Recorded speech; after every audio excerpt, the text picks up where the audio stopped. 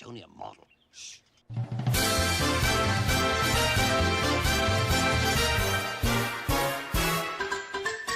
We're knights of the rhomboid table, not round the square or triangle. We come to hang and chat the game on Fridays as we're able. We play well here in Cottbus, we are chums and fun, but not a lot.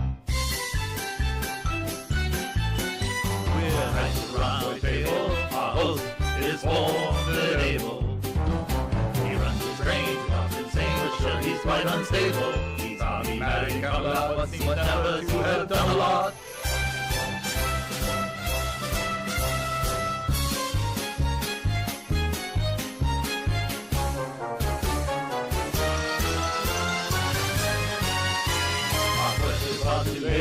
Quite incomprehensible. Blue wrench in hand, we have no plan but to sit and hear Dodge babble. It's a lazy time in Cottbus.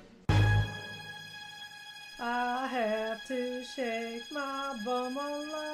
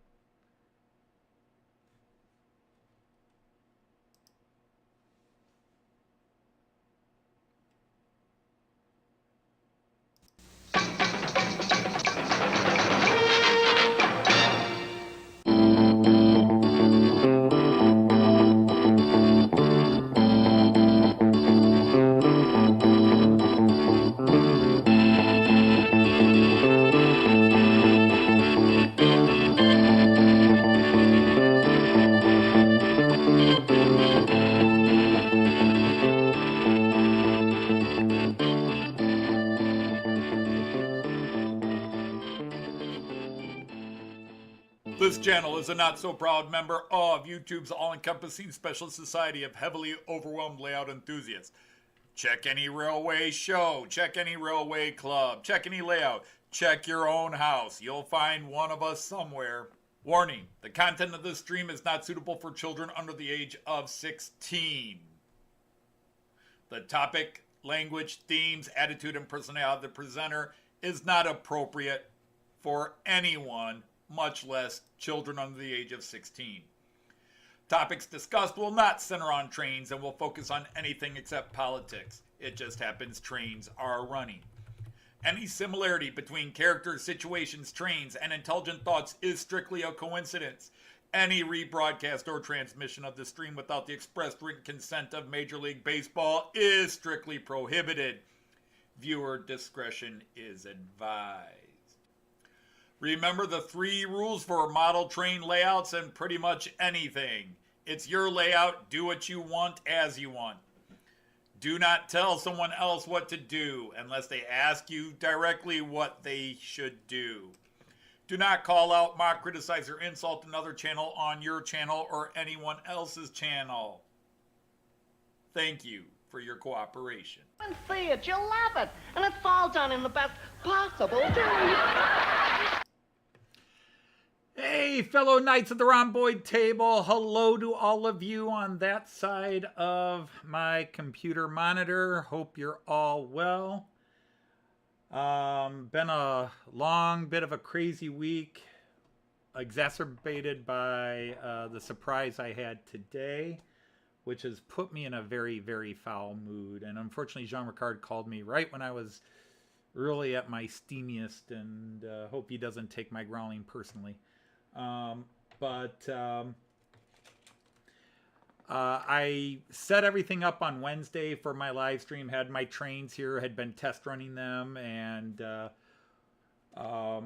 came down this morning about 11 o'clock to do final setups for the live stream. And oh my goodness, my cats had just trashed my table. I mean, I had my 3 long ICs here. They had knocked them all over. They had knocked buildings over, people over. Just, I don't know what the hell they were doing. It's been a while since they've been on the table, and I guess I forgot to push this chair in.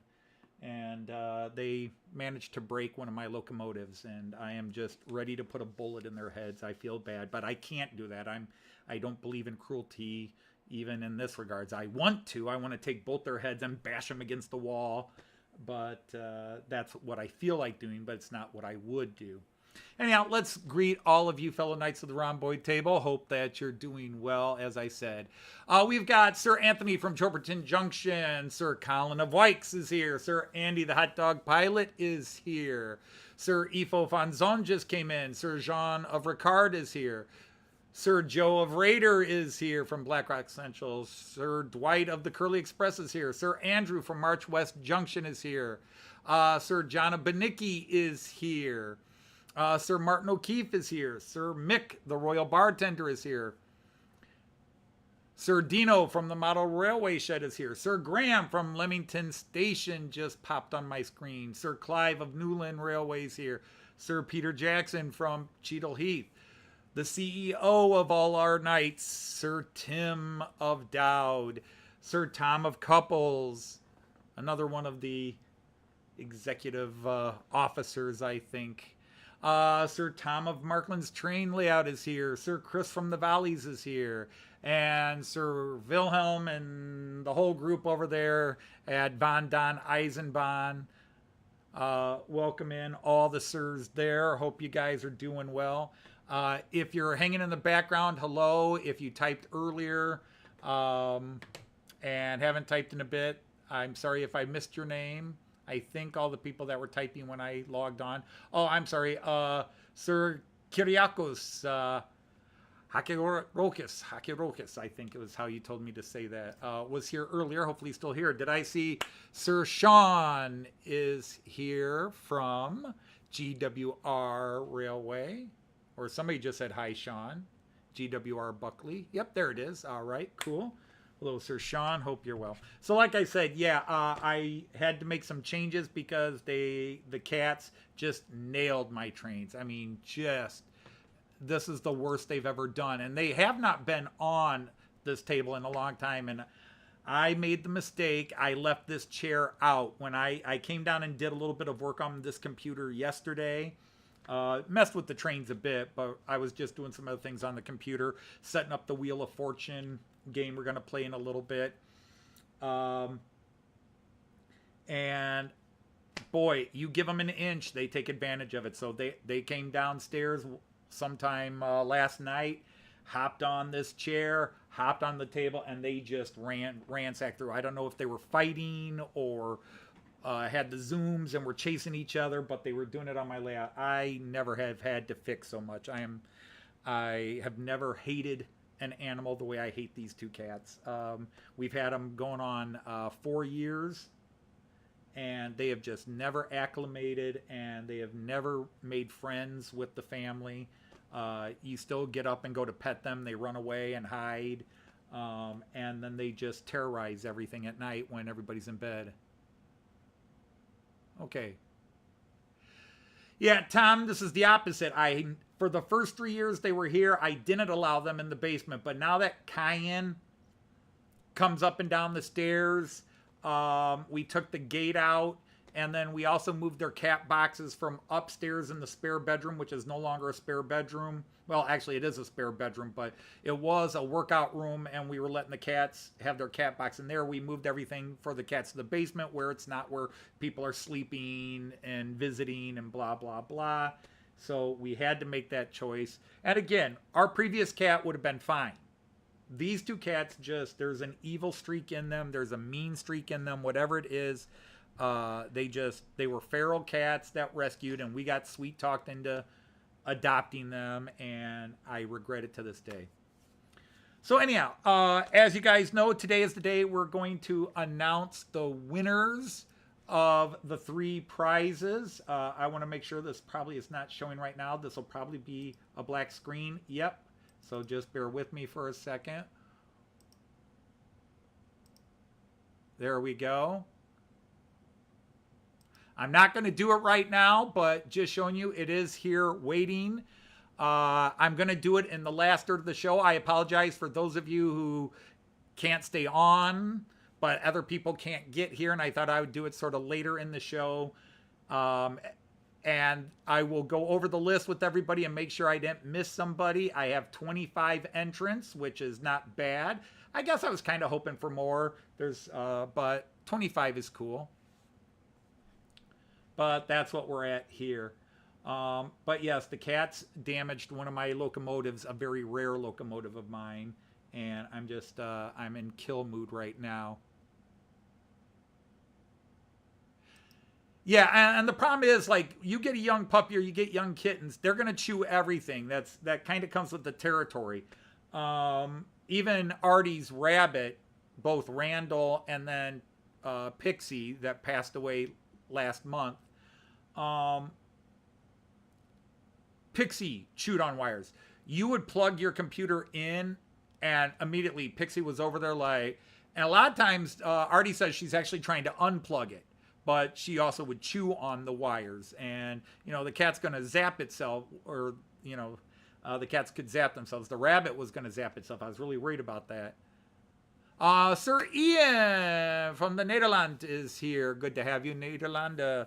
But we will do the drawing in a couple of hours. Until that time, we'll just be doing our usual. So the trains I'm running today, I'm running a bunch of ICs. I've got a German IC on lane 1 pulled by that the Cottbus class 218. That's what it's called. It's just called the Cottbus because it was a fundraiser for a group connected with AW Cottbus.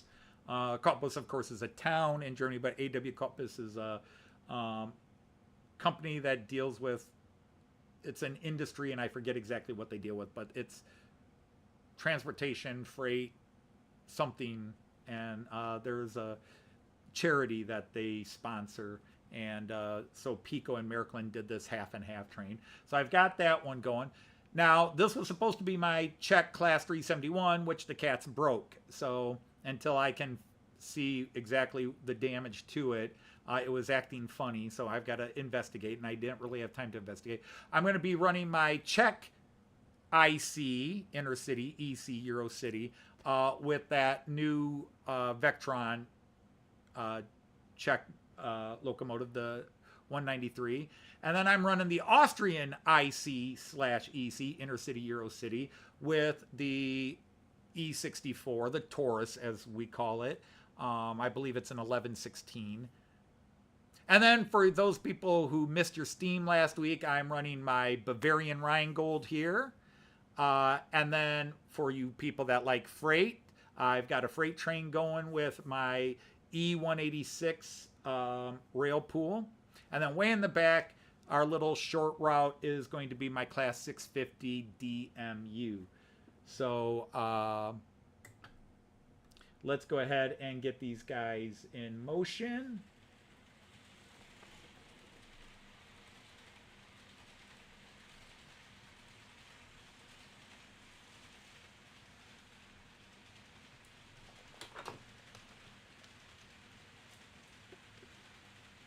But yeah, my temper is just absolutely short right now.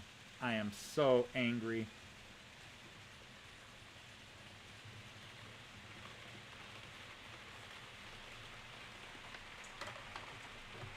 I think that's at a good speed, not too fast, not too slow. All right, let's get the Rheingold going.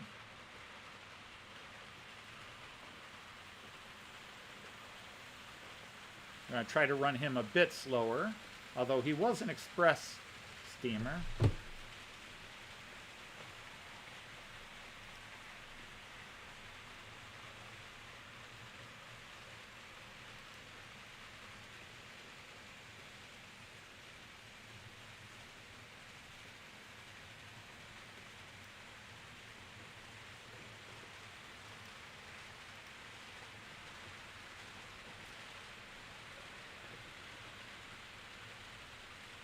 All right, I'm going to switch back to the multi-view for now while you catch up with the trains in action.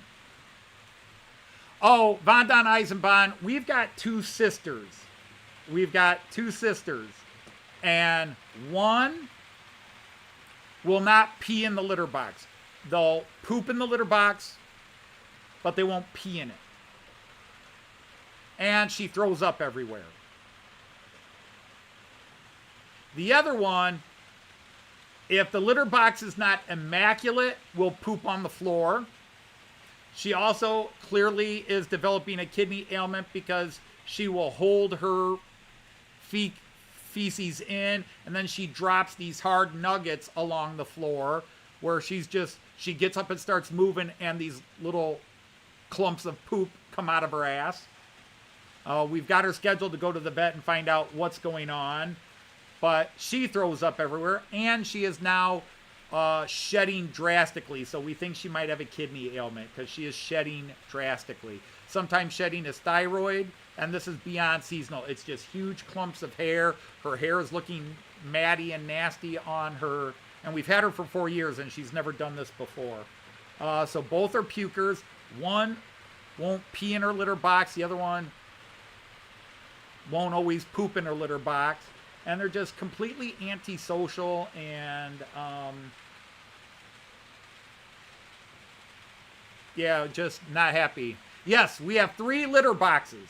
We have 3, because we're told to have 1 more litter box than you have cats. So we have 3 litter boxes. So the one, Minnie, she'll hop into the litter box and crap in it, but she won't pee in it. So we've got this little, actually it's a doggy pad. She'll pee on that. She's ruined probably $2,000 worth of carpeting in this house. Rugs, I should say. Rugs and carpeting in this house since we got her.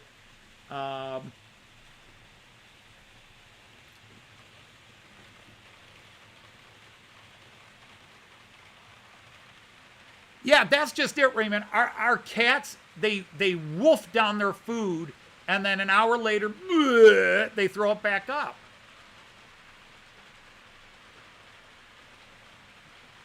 Well, I don't abuse animals, but there comes a point where the abuse by the animal on us has got to, because when we adopted these cats, we were assured there were no major health or behavioral issues. They were fine. They used the litter box. We're using the litter the vet used, and then we do whatever the vet tells us to do, and they still just 4 years here, and they have not acclimated. And nobody here is mean to them. I'm the meanest, but only when I catch them on my table and I yell at them. But otherwise, they don't get abused remotely.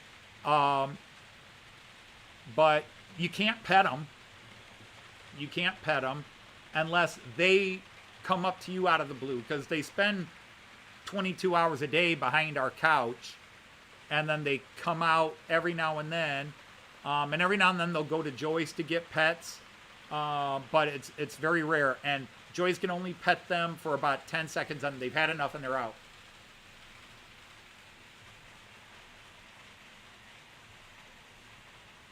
Yep. All right. Hey, Christopher. Hope you're feeling better today.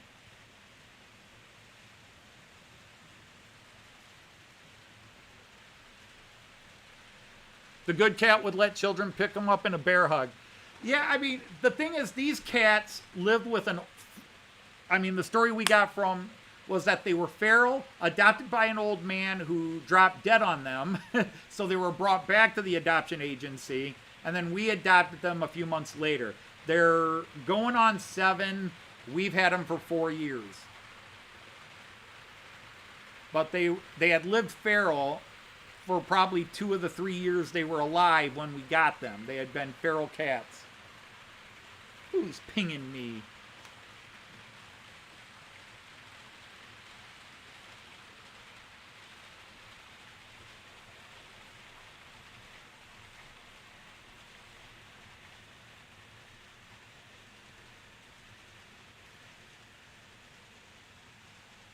Ooh. I did not catch that. Just now came in. Oh yeah, remember the floor trains. I'm sorry, I forgot the floor trains. My son asked me a question and I never got a notification of it. Alright, so what am I running on the floor? My apologies, I totally ignored that. I know. Like I said, I'm too distracted.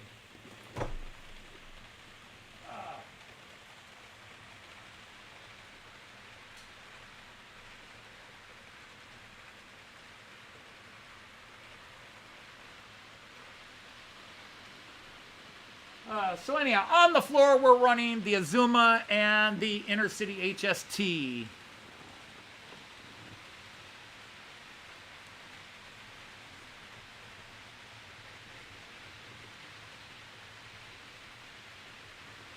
Well, work for trains. Have a great week, everyone. And, okay. Well, you take care of yourself if you're heading out. Von Don Eisenbahn and everybody there, take care.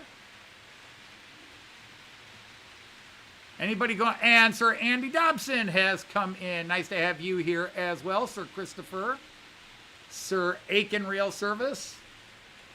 Now, by the way, I looked at my email at 12:10, and anything that was in my email at 12:10 was added into the drawing. I have not looked at my email, so if you sent your email at 12:40 or something like that,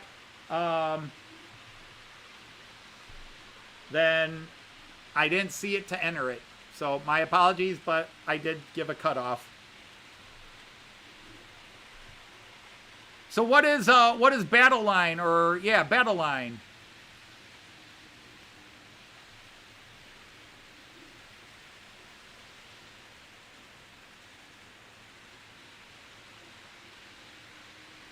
That's true, EFO. Unfortunately, the cats don't have that kind of logic to figure that out. Like, hey, where we're living now is the best place we've ever lived. We're fed. We're not fighting. We're not covered in fleas. We've got a safe house. Gee, these humans are cool. They're just like, it's you and me and everybody else. That's literally how our cats are. Because Molly is the dominant sister and Minnie is the submissive sister. Molly's the boss. However, in the last few months, that is changing. Minnie has been standing up for herself, I'd say almost the last year now, where Minnie's like, you know, you're not always the boss of me. Minnie stands up for herself a bit nowadays.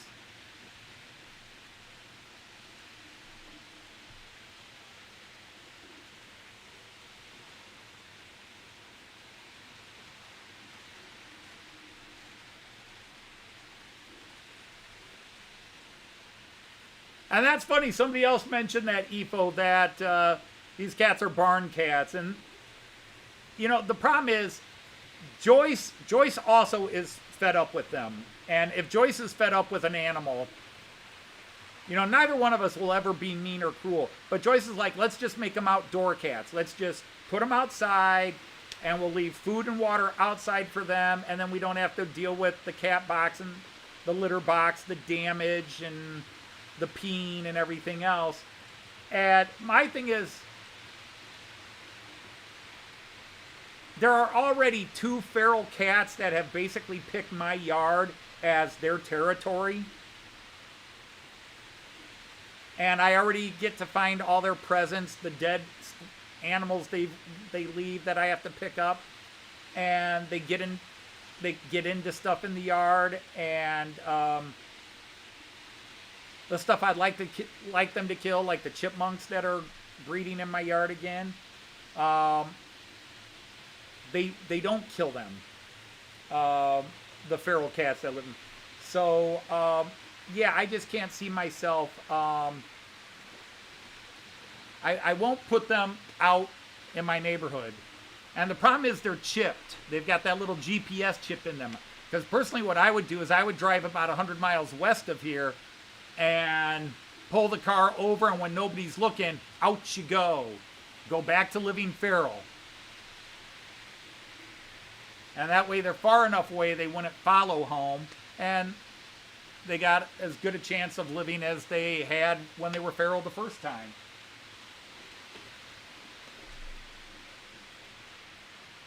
Slow down, fella.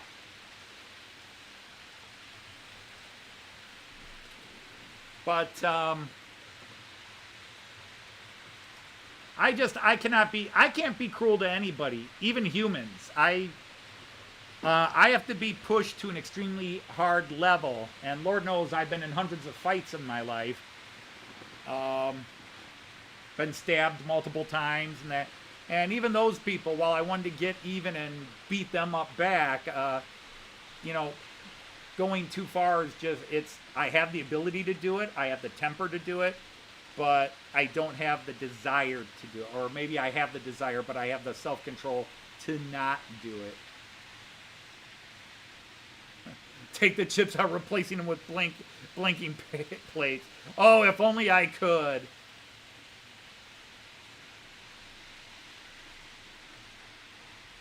Oh, that sounds cool, Andy Dobson. I love going to old vehicle shows. I don't go to the local trade car shows, but when I had my 73 Charger, I went to local antique car shows and old car shows, you know, collector car shows.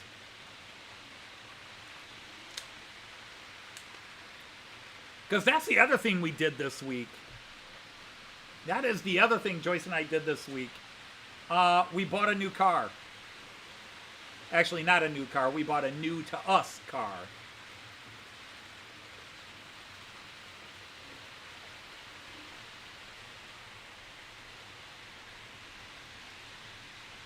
We, you got a Chihuahua that makes it so. Well, we at one time had the whole food chain. We had birds, guinea pigs, hamsters, cat, dog, and fish all at one time. We had them all. One kid had a guinea pig, the other kid had hamsters. I had my fish, we had the cat and the dog, the family cat and the family dog. Joyce had her birds. We had parakeets and then finches. And just we had a menagerie. And if we had a place and could afford it, we would have had a horse too, because Joyce loves horses. Hey, Man Shed. Aaron is here, I believe. Hello, Aaron from the Man Shed. Or is that? Yep, there it is. Sir Aaron of the Man Shed. Yeah,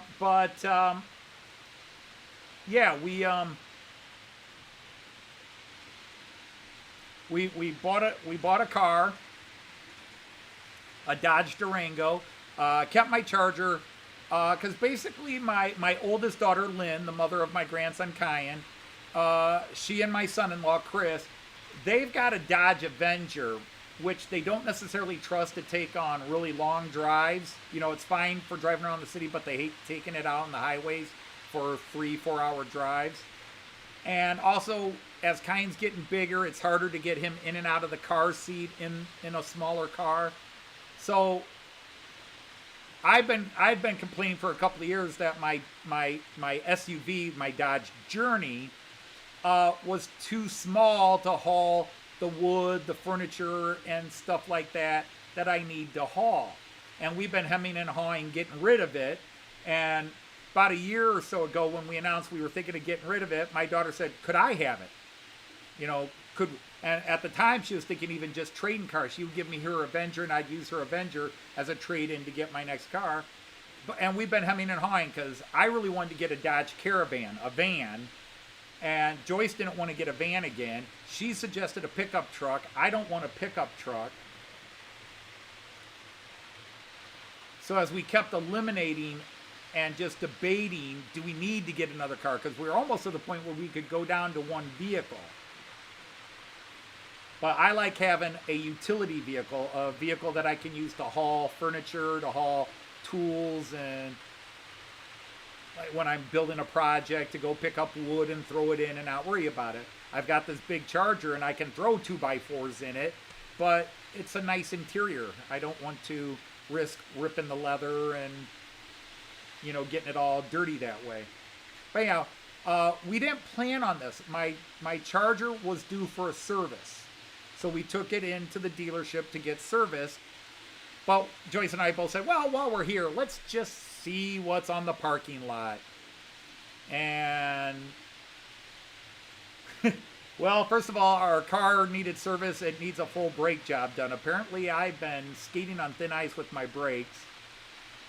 I had a wobble in the brake for a little while, and I know I should have had it checked sooner, but apparently it was worse than I thought. Which I'm not surprised, to be honest. I just kept delaying it and delaying it and delaying it. So anyhow, they had to keep my charger for a few days, so we joked, oh, it looks like we have to buy a car to go home today. So we did. Well, hello, Darth John Zero. You have a V60cc. Cool. Let's get united, by the way.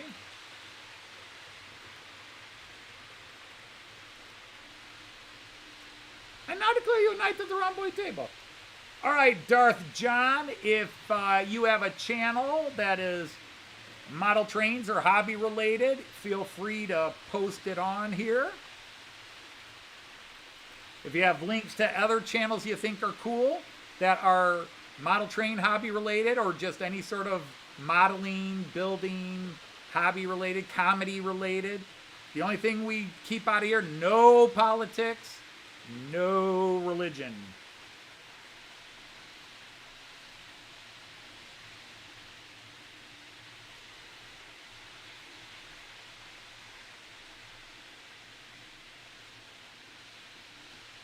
Well, I don't have all that. I have a Dodge Charger and now a Dodge Durango. I used to have a 73 Dodge Charger, but I had to sell that. Oh, has it been 10 years now? I think I sold it 10 years ago. It was sell it or lose the house. I had 2 kids in college, another kid getting ready to go into college. I had 3 kids driving, insurance. We had taken big pay cuts at work, and it was like lose the house or sell that off, and that allowed me to pay off some, selling my 73 Charger allowed me to pay off some debts, buy a couple of used cars, cash in hand, so car insurance went way down.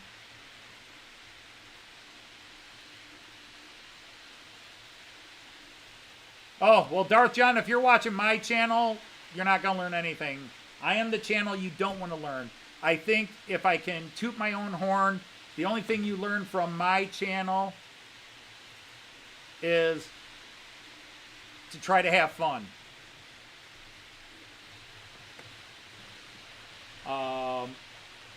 There are so many people on that list of names over there on the live chat that are just brilliant people that build amazing layouts and have videos that show you how to do it really well, how to lay the track right, ballast right, fix and repair trains.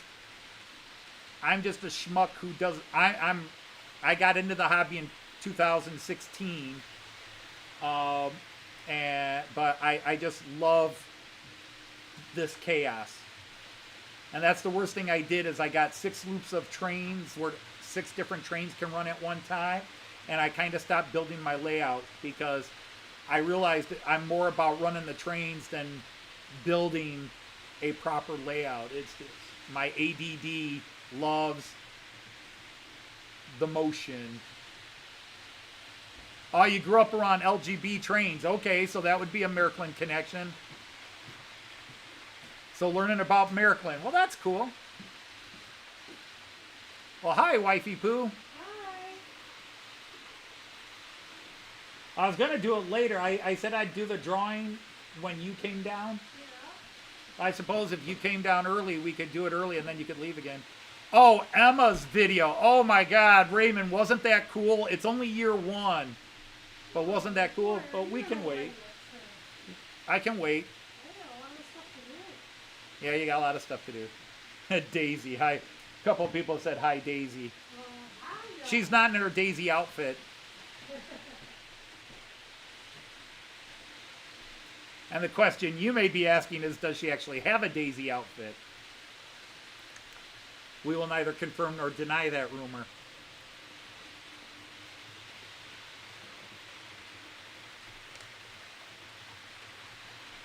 Scott's Rail is a great channel. Scott's Rail is Dave is just an amazing, I don't know how I came across his channel. I think he started showing up on one of the Canadian channels I was watching, so I clicked on to his. Yeah, he's brilliant. He's a fun guy. He does everything at the risk of, like so many people that I do love, they do it the right way. And they all do it different ways, but they do it the right way. In other words, they do it with fun, a sense of humor, a sense of enjoyment. They're non-judgmental. They don't, you know, they're not rivet counters. Everybody has their own areas they're a perfectionist in, or a little, you know, a little judgmental on to a degree. We all have our favorite companies and so forth. But yeah, but the one thing I will say, Aiken, is that when you talk about, if you talk about Scott Rail's channel, then he's not going to be as helpful if this person wants to do the Märklin trains like I do. Because this is 3-rail, and it's a totally different setup and system and operating format. The basics are the same. Train, throttle. Are you digital or analog?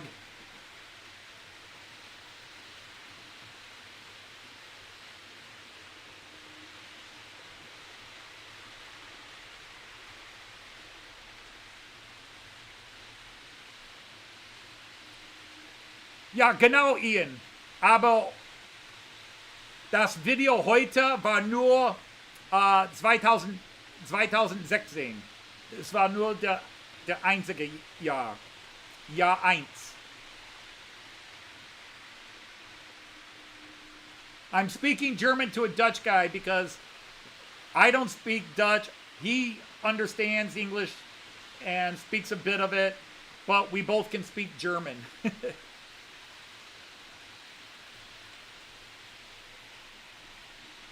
So we will be doing the contest a little later in the show. My apologies to those who might come in, who have entered and maybe can't stay on that late. I thought I'd save it, build up the suspense.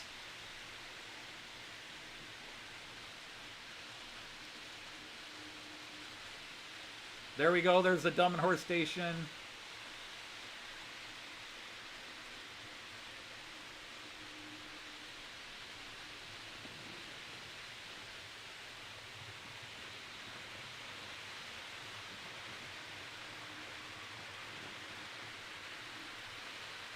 Hi, Randall. You worked all night last night. I'm sorry to hear that. Hopefully the money's worth it. Oh, you were at the ETE West. That's an awesome club. ETE, for those of you who don't know, is a actually it is a, while they do model trains, they're what brought them together was not model trains. ETE is European Train Enthusiasts, and it's a nationwide club. It's a nationwide club, European Train Enthusiasts, ETE. And they have chapters around the country. There are chapters. And it's basically people from Europe or people who have traveled by train in Europe and love it, but most of them are into model trains, so that's one of the things the clubs do is they have club layouts around the country. And ETE West is a huge group, and they put on a really cool show, which they call ETE West. And some awesome, I want to go there someday. One of these days after Joyce retires, I think we'll probably fly out and attend the ETE West show, because I think that would be very cool.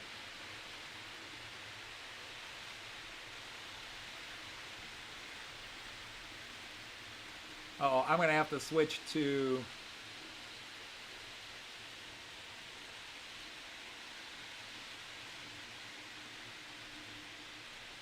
You switched your camera off?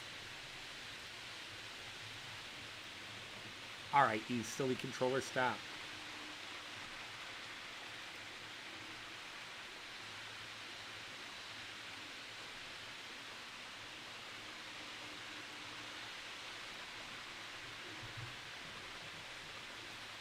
Well, now, this is just going to be... Well, I'll go back to some of the big cameras in just a moment.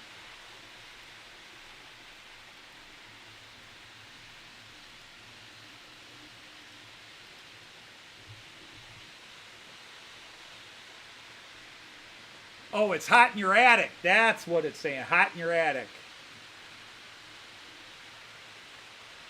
I can imagine that. There's a bit of a heat wave over there in...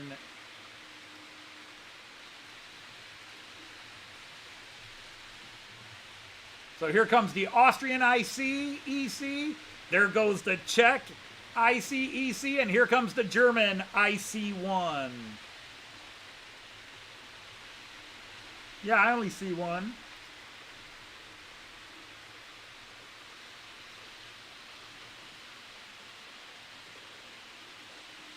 You had 2 trips and they were for the same train.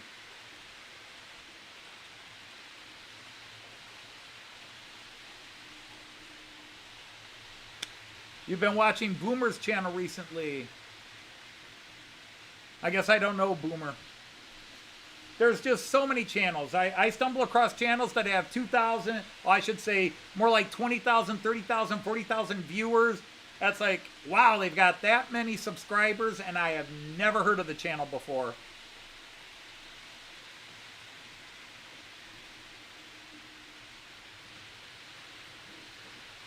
I mean, the biggest channel I'm subscribed to is Everard Junction. Well, wrong, Sam's Trains, because I'm still subscribed to Sam's Trains. And then Everard Junction. And then the next biggest after that is Charlie at Chadwick. Charlie Bishop at Chadwick. And then I think below him is Graham Fulston at Lakeside. And then there's just a whole bunch of guys that are around 10,000, like Jim at Hover Motion, one of my favorite channels. A lot of you guys are my favorite channels, but understand, I have known Jim a long, long time. As even longer than I've known Tim Dowd here. Another one of my favorite.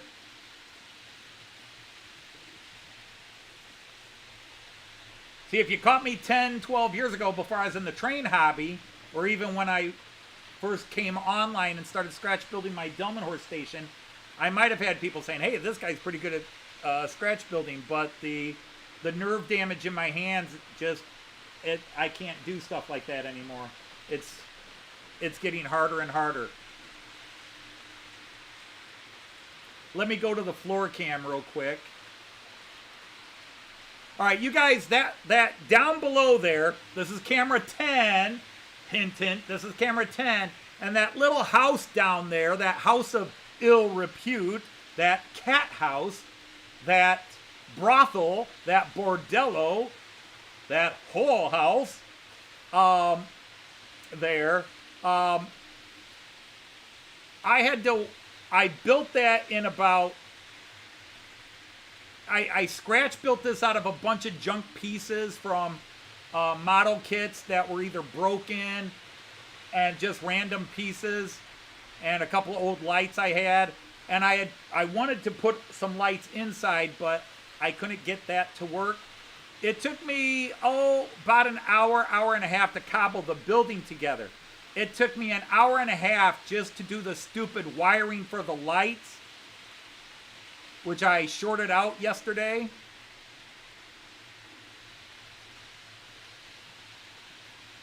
Because I didn't cover the individual soldering points, so when my grandson picked it up and moved it, the two sides touched and zzz, blew the lights out. But anyhow, it took me that long to solder it because I'm sitting there trying to do little tiny micro soldering, and I can go about 3-4 minutes. If I don't get it, I got to stop for 15 minutes, wait for the nerves to settle down, and then I go at it and try it again, and missed, and now the hands are shaking too bad.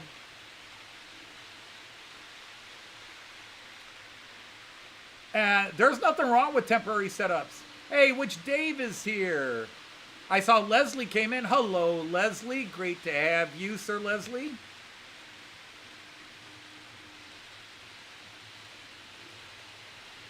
Kiwi Dave is here. There we go.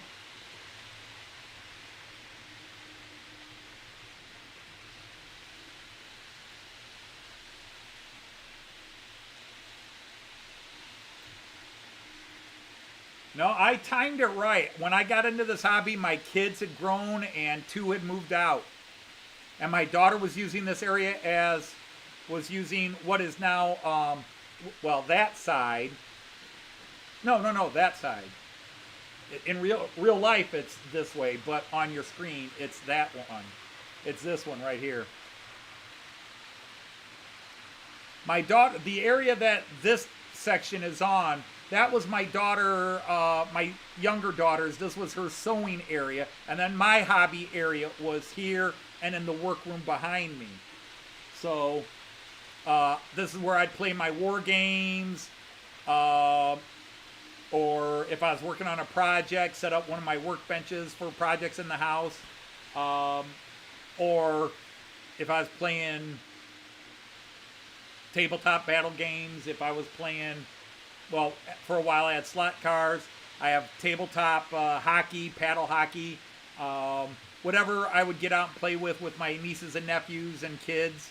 That was just this was my half. Once my oldest and my youngest moved out, very close to the same time. And so suddenly we had this space here, because this room was my kids' room when they were little and we first bought the house. Actually, before my son was born, we bought the house, and my daughters, this was their play area, because they had a small bedroom upstairs. They had their own rooms for a little while, and then when my son was born, I put my 2 daughters in the bigger bedroom, and my son got his own room in the smaller bedroom. But my daughters would have their Barbie doll world here, their Lego world here. There was a TV down here, and I also had my library. All my books were here on the wall behind me. And so they had so this was their play area, and then if they wanted to watch something or they wanted to play a video game and I was watching something upstairs on the TV, they could come down here and play or watch TV or whatever. And then as they got older, this was where their friends came over and hung out.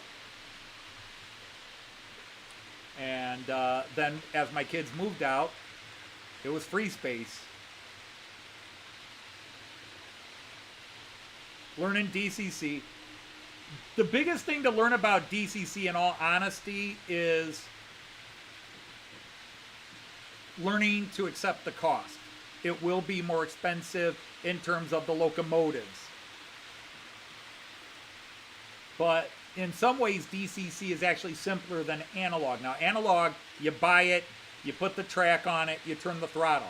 If you do the Märklin system, it's no different. You put it on the track, the digital system loads it up automatically onto my controller, and you turn the dial and it goes. But the difference is, like what I'm doing here, I can run 6 trains, I can run them all in the same direction, I can run them as you see here. All of this whole table is powered by one set of power lines. I have wires running from my central station 3, which is right here. Let's go to this camera and I'll give you the quick tour.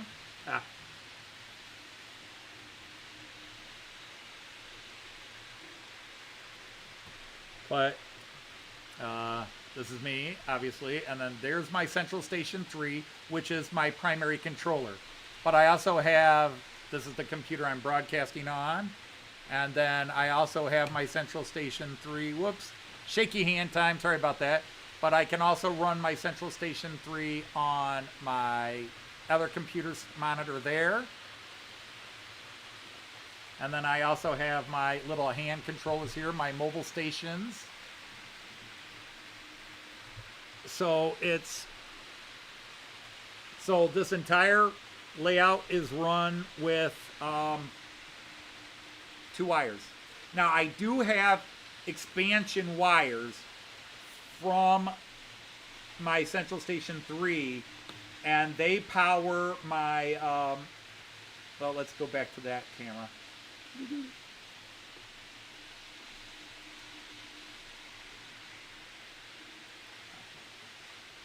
Sorry, I saw these guys were about to go through this camera, so I thought we'd do an all meet. But you see I have a little parking area right there. There are some wires that just booster wires, if you want to call it that, booster that put a little extra power in the parking area. The wires actually connect right where it comes in there, just to give a little extra juice for these that are parked there. And then what you can't see, what's the best camera for it? Probably the bridge view. This is a bridge right behind my monitor. It is literally right behind me. And if you look on the wall, you can see there's some trains. But there's also, if I lift this guy up, you can see there's another parking area against the wall where I have all my high-speed trains. Come on. Cooperate, cooperate. That's good. And I have a booster wire that goes all the way out there to make sure they have plenty of power coming in. But until I started running 3-hour running sessions every Friday, I had one set of wires, and the trains parked over there came out without any hitch. But I do think they run a little better with the booster over there.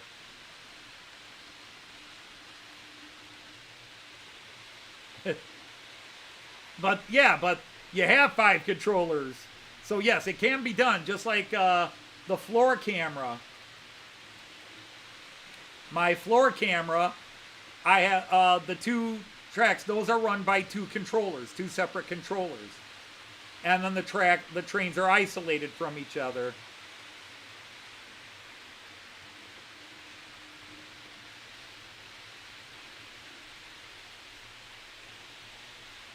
Yeah, that would be an issue, Leslie. Did you just spot Artie? Where did you spot Artie? Because,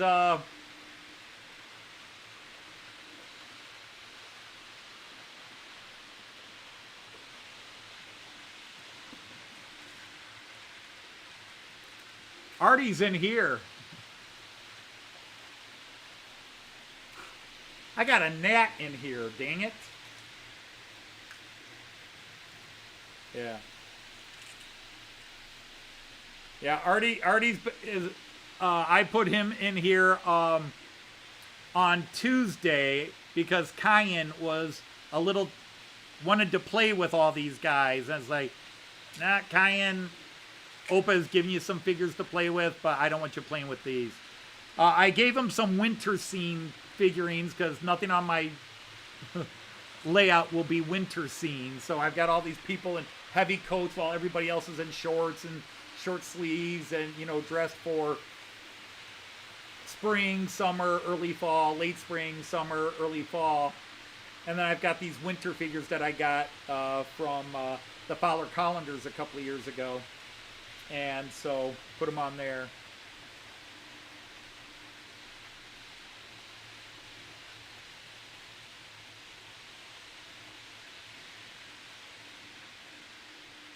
Indeed.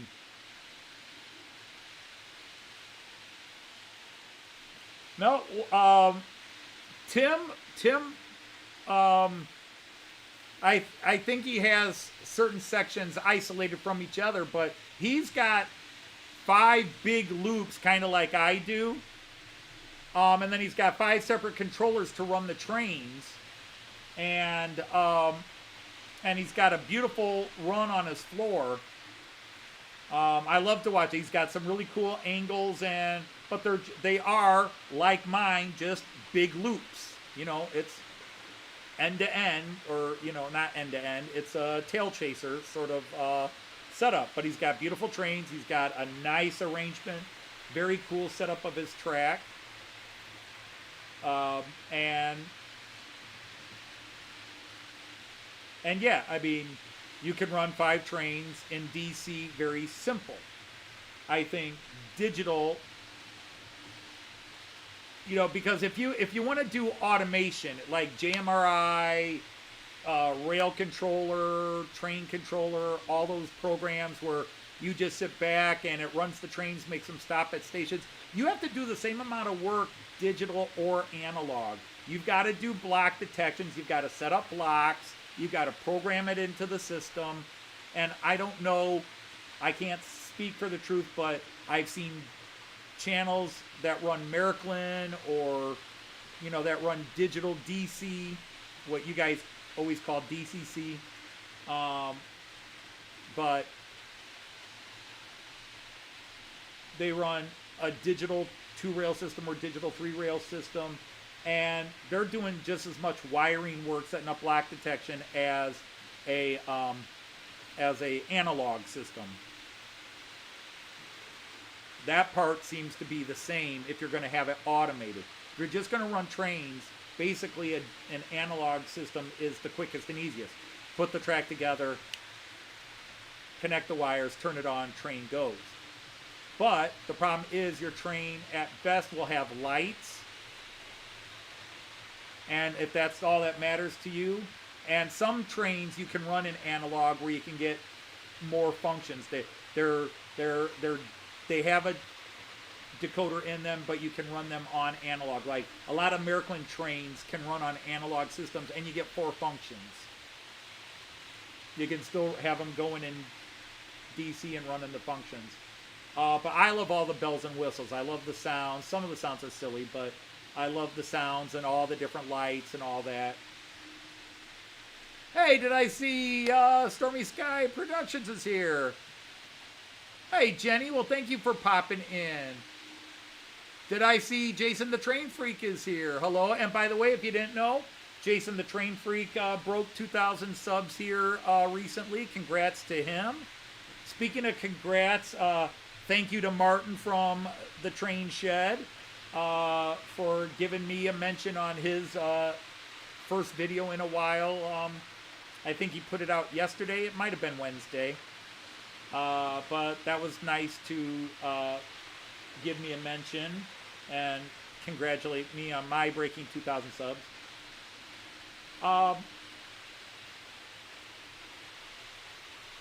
But as I say, I am thrilled. I'm ecstatic. Don't get me wrong. You know,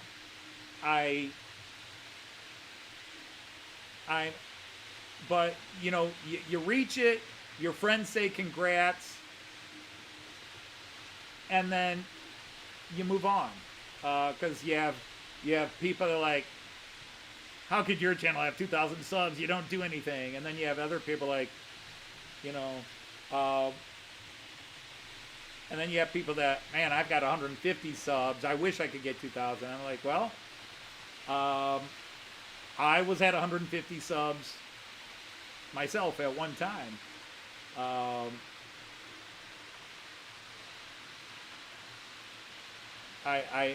amazed I have 2,000 subs because, again, I don't think I offer anything to... I mean, I think I offer things. It's not necessarily appealing to the general YouTube model train community. You know, I've got some nice trains. I do love my trains. I've got a big area to run my trains.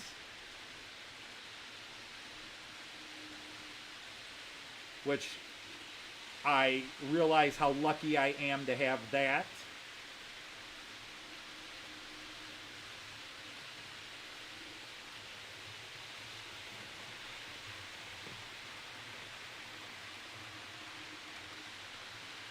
Let's watch that short freight train go through, although the Austrian EC. But, you know, the stuff I offer, that I think I offer, I mean, I don't know, guys. You tell me, is there any other channel that does parody songs the way Joyce and I do them?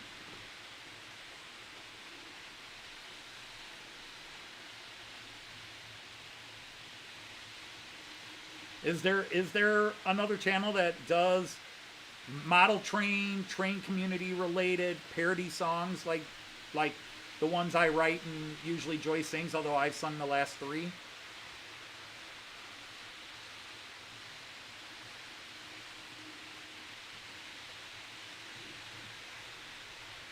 Yeah, and see, there's another one. Jason is, well, he had a cool layout, and then he remodeled his garage and has been rebuilding it. But life and job and other things, And he also does rail fanning, but he is a tech whiz. He's another one of these guys. He is building a very cool, he's got cool trains, and his layout is multi-level, if I remember correctly. And just all, and he's working on an automated system, as he says there.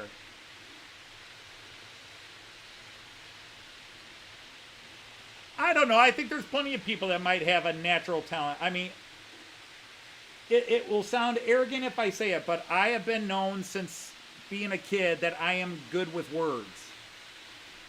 That playing with words, writing poetry, writing stories.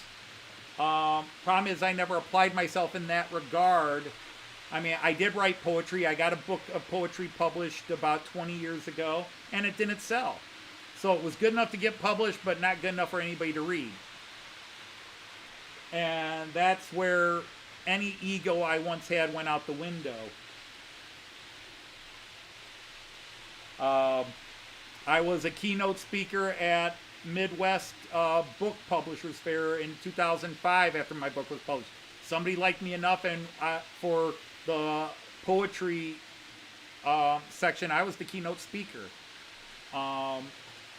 And so I got to read. I went to book shows, and I went to local clubs, and I would read, and I always got good receptions. But then my book didn't sell. So, you know, it's weird to get 150 people give you a standing ovation after you've read 10 poems from your book, and then only 2 of them buy your book.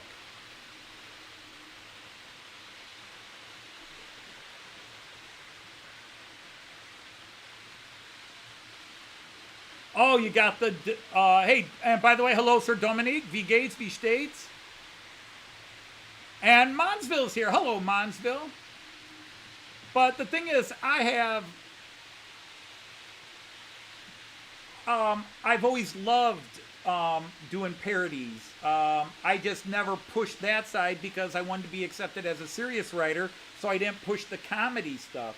And now that I'm old, you know, I do the Matt Clark stuff, and I have a small group of maybe 50 people that really like the Matt Clark stuff. And that's fine. I mean, yes, in my heart, in my ego, and my heart, I wish that somebody would discover Matt Clark and say, shit, we need to make a cartoon on this, and we'll give you $100,000 for the rights, you know, or $20,000 for the rights, or whatever, you know. I don't know that I would sell the rights, because I'd still want to have creative control. But if I could animate, if I could actually make, there are so many jokes I can't do because they're actual visual jokes. So I have to do sound effect jokes and wordplay jokes. And again, you know, 200 people watch a Matt Clark episode, 25 people give it a thumbs up, 10 people comment. So I think my Matt Clark stuff, I think it's funny. I laugh at it. I still watch it and laugh at it. And they always say it's a bad comedian who laughs at his own jokes. But there are people who do like it. But I've even got, my one daughter refuses to watch it. My other daughter's a big supporter of it. And then my son, when I say, did you watch my latest Matt Clark stuff? And he's just like, no, Dad, I haven't gotten to it yet. I'll get around to it. And then I'll ask him, son, what did you think of the Matt Clark stuff? Well, I haven't really watched much of it, Dad. Really? If you're putting up cartoons on YouTube, I'd be watching them? Yeah, Raymond, I'm that way too. I do not read books on computers. It's got to be paper. I got to have a physical book in my hand. Yeah, I can understand you being a little biased with Smokey. And I'm very appreciative. And the fact is, the people who have been in Matt Clark, the people that have contributed their images to Matt Clark, like Randall Ellison. Randall Ellison has run with Fredo. He's got the great-great-grandson of Fredo from Series 3 is now driving in NASCAR. And I love that. I'm sitting there rooting for him. I'm watching him play NASCAR on PlayStation or Xbox, whichever one it is. And it's like, come on, Fredo! And then Fredo spins out, and I got the joke right. Oh, he must have had a spider in the cab.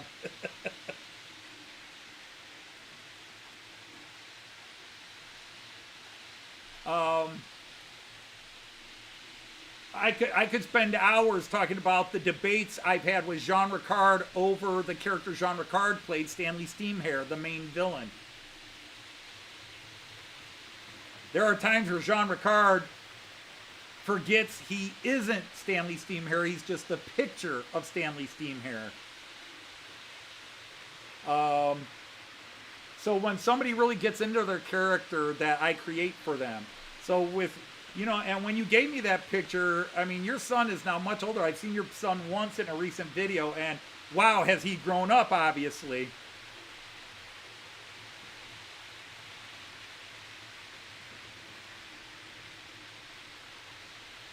You do read adult stores on the internet, though. No, I write mine. Don't need to read them. I write my own. It's no use standing on the seat. The crabs in here can jump 6 feet. Ah. Yeah, I mean, that was always a great line. The Black Mamba and driving it up Nellie's Pass.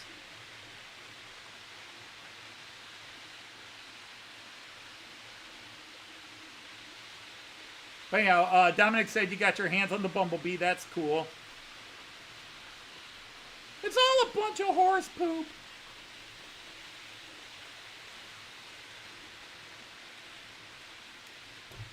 No, Smokey, you can't go into the women's changing room. No, Smokey, you can't. You know.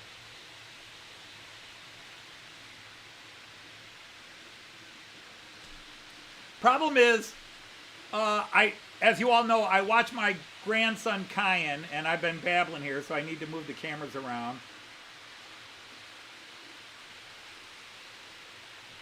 But I've been, my grandson Kyan is really into Paw Patrol. And so he's got all these Paw Patrol action figures.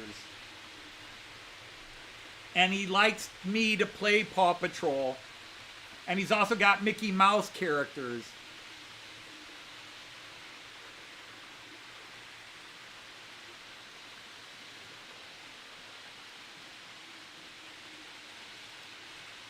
But, so anyhow,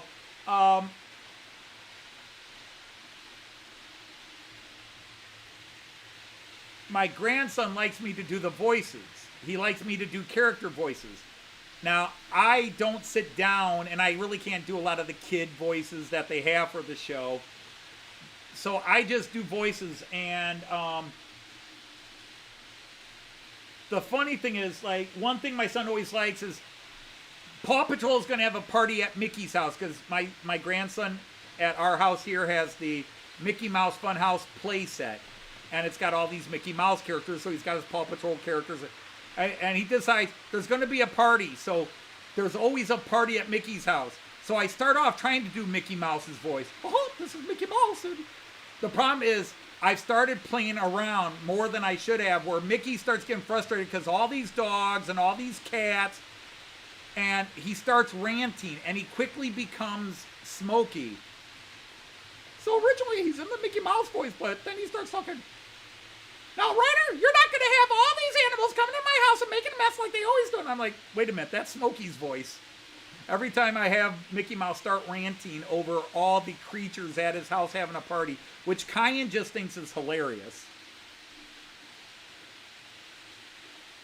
So Kyan then starts having people coming through the wrong door, and Mickey's complaining, I have a door over here, and you need to be coming through that door. You do not come through the hole in the roof. You don't come through... And it's like, wait a minute, I'm supposed to be doing Mickey Mouse's voice, but every time he starts ranting, he becomes Smokey. And then I do this other character, and I go, wait a minute, that's my damn lie. I'm doing all the Matt Clark character voices with all these Paw Patrol. And I'm doing it subconsciously. So apparently my brain, once it's time to start writing again, because I clearly have been missing the voices. That's why we did that that little video. And I don't know that everybody saw it when we announced the contest. A lot of people saw us announcing the contest, but I don't think everybody watched the video. Where at the beginning of the video, I'm doing the hypnotizing Joyce. And then at the end, I brought back the Kahat. Ah, yes, you would love to buy this book. $99.99.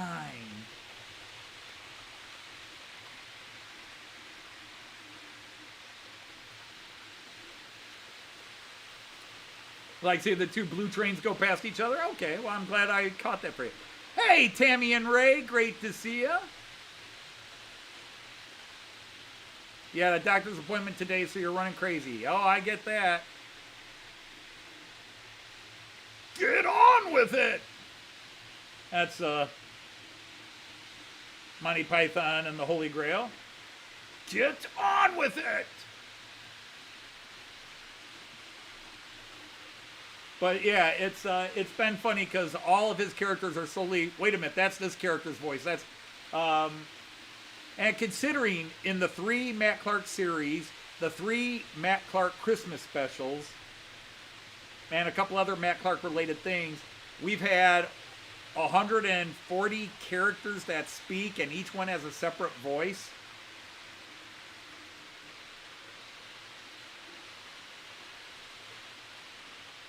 I may be out of character voices, so I'm just think I'm making up a voice, and then oh wait, no, that's Walter Down from Series 1, or I use that voice to do Walter Down, because I've always had a backload of voices from when I would read to my kids when they were little and would do all the voices, like reading The Hobbit, where you got 12 dwarves, Gandalf,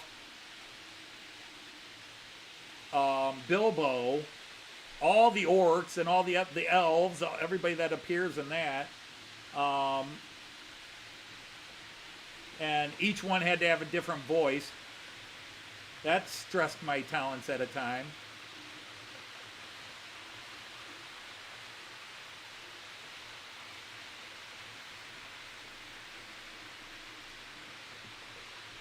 Yeah, oh, and Joyce is awesome. Joyce did a video on her channel where she talked about doing the female voices, and I really wish she had done more in depth. But, you know, she said Anthony writes them, and how he wants them to be, he tells me. But she says, but I do bring them to life. It's my voice that really fleshes them out. And I kind of go, wait a minute, no. I'm writing it and telling you how to be. But she's right. It's her voice that truly brings them to life. And she's given them a personality beyond that I write for them. I will have to admit to a degree I do write that. And of course she gets emails from people and they ask her, she gets emails from strangers and they'll ask her, so are you a Daisy or are you a Lil? Are you a Daisy or are you a Lil? And she says, I'm neither. Lil and Daisy are both me.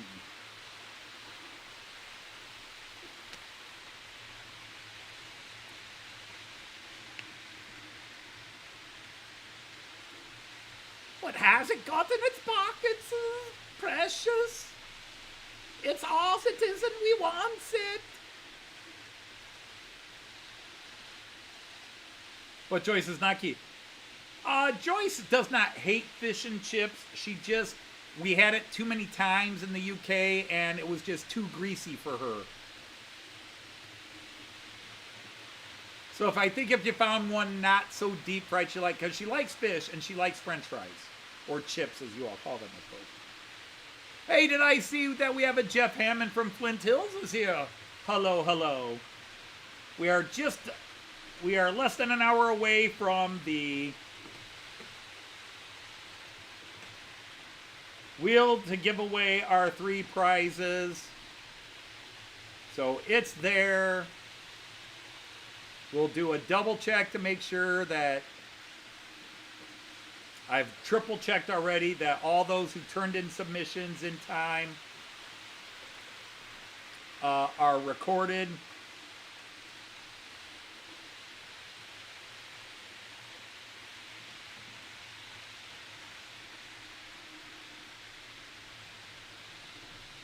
Who knew Gollum was a camp German? Well, it depends on which Gollum you do. Are you doing the Rankin Bass Gollum? Are you doing the Andy Serkis Gollum from Lord of the Ring movies, which I'm not a fan of? I am such a huge Tolkien geek. I wrote articles for the Tolkien Society of America magazine. I'm a huge Tolkien geek. I consider myself a bit of a Tolkien scholar. I have even talked to, via emails, I have talked to Tolkien's late son, Christopher, who, when Tolkien died in '73, Christopher took over and finished editing the Silmarillion and published it, and then finished editing some other stories that went with the Silmarillion called, the Unsomething Tales. Unfinished Tales, that's it, Unfinished Tales. And then, of course, edited the History of Middle-earth series of books that came out in the 80s and 90s. And then he passed away, and he gave the job to a guy that had helped him for 30-some years edit his father's work. So there's still Tolkien things coming out. The problem is there are people that take what's in the History of Middle-earth books as canon for Middle-earth, and that's not the case. The only thing that can count as canon for Middle-earth, or canon as some people say, but canon, are the Silmarillion, The Hobbit, and Lord of the Rings. The official published works. You can kind of add Unfinished Tales, but even Unfinished Tales has discrepancies between what's in it and what's in the Silmarillion.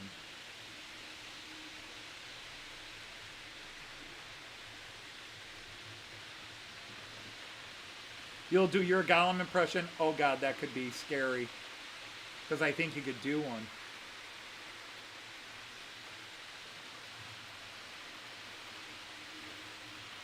But, of course, like, to do any character in Lord of the Rings, if you're going to do their voices,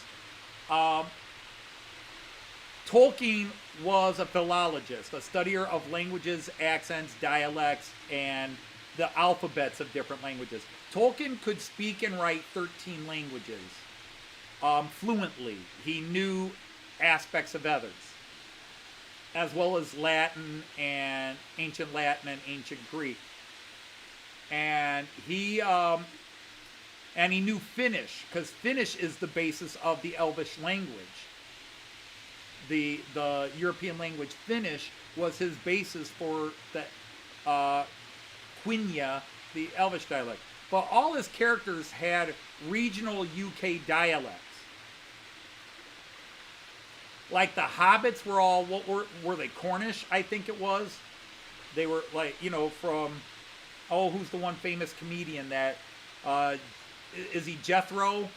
I hope I'm not getting it, I hope I'm getting it right. British comedian named Jethro that, doesn't he do the Cornish accent, dialect stuff?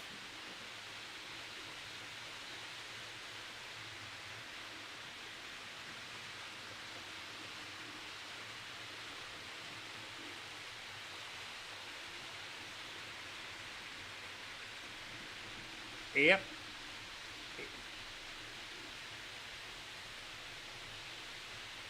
Your son called you Gollum. Hey, 2 rail fans, welcome in, James and I think John and David, I mean. So anyhow,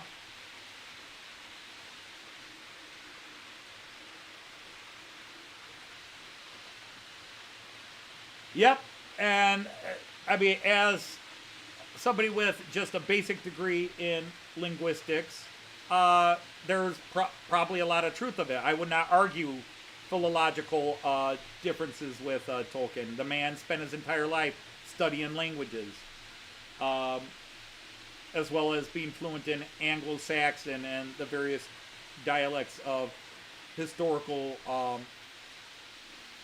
Ireland and the UK, Ireland, the British Isles. Let's just put it that way.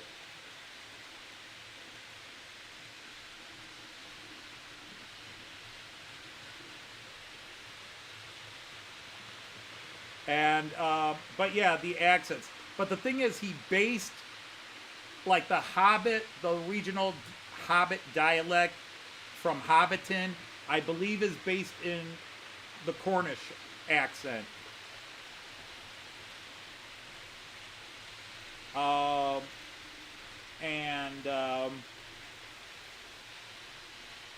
And then of course each language was translated, like the Elvish translations. The Rohirrim was a translation. Their names are Anglo-Saxon. The dwarves are basically Norse and Icelandic mythology, and their language is kind of, but their language is based in something else.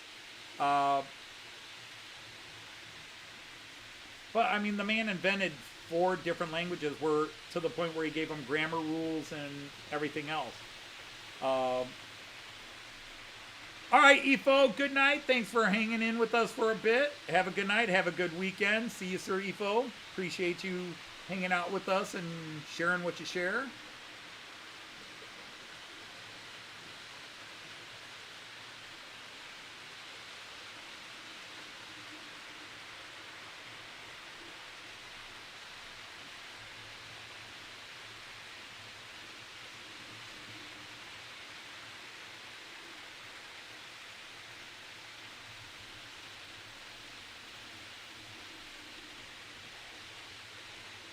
Anybody else coming that way? Yeah, fairly soon.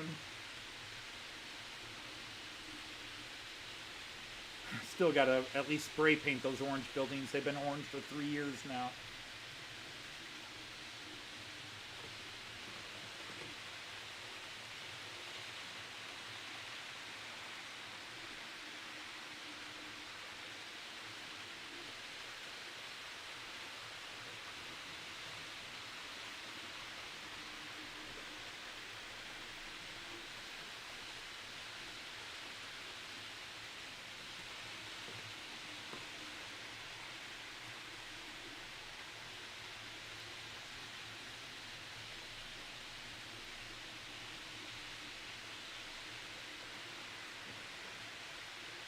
And then Gollum, I believe, what did they say? Gollum's accent would have been a little different and would have been more based in Welsh.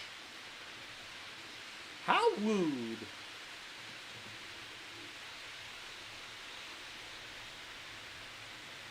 How wooed.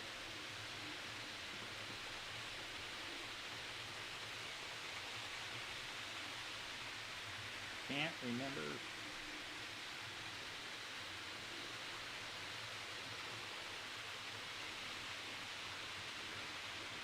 Well, we are running that.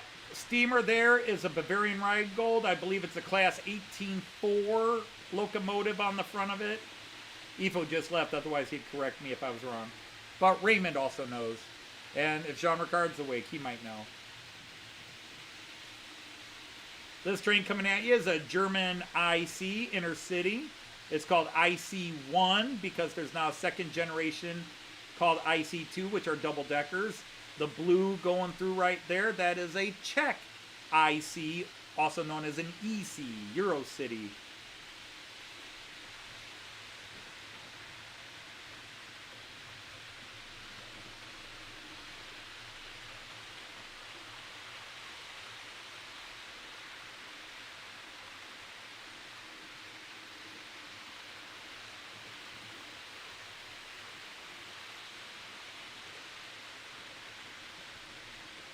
Well, the sad thing is, Hot Dog Pilot Andy, is I could see you just, I mean, if I were to shave my beard off, shave my mustache and beard off, which is never going to happen, by us being bald, it's kind of easy to do Gollum because Gollum was basically bald. He supposedly had little spokes of hair sticking out different parts of his head. To be honest, the 1979 1978 animated film, Lord of the Rings, is probably the best portrayal of Gollum. That was, what's his name?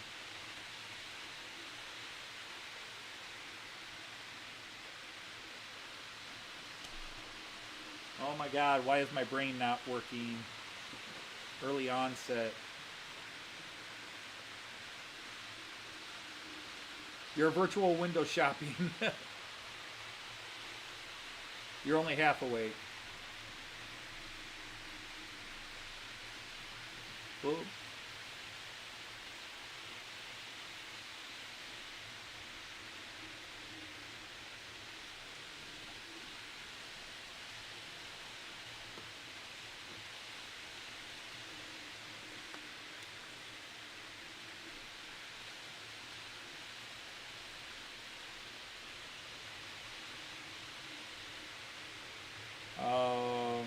Do it again.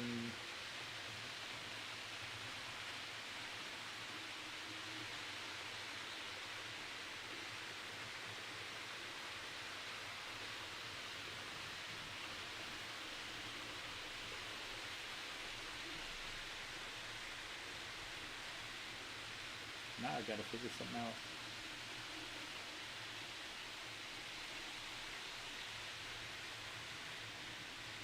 Ralph Bakshi, that's his name.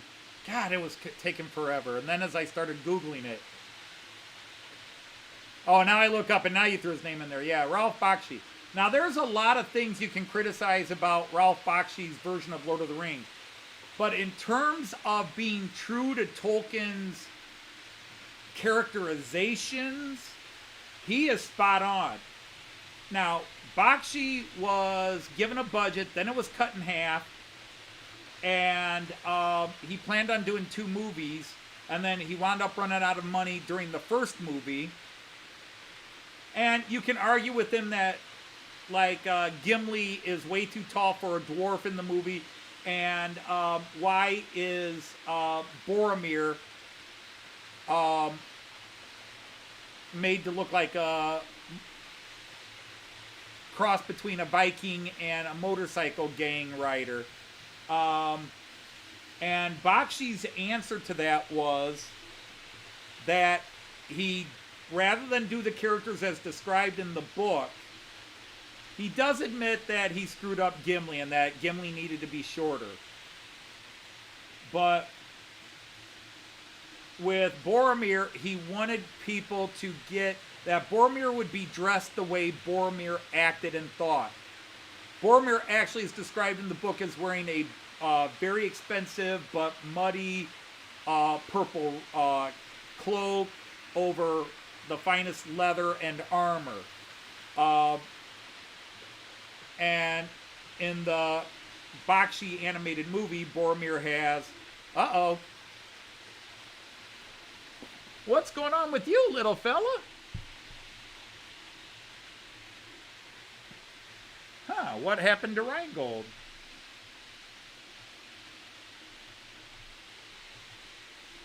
Huh, why is Rheingold acting up?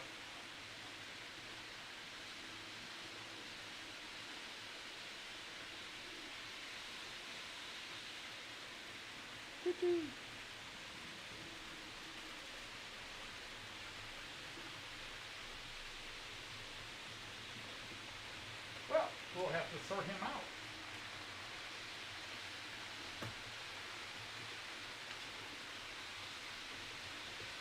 And who can we get as a replacement?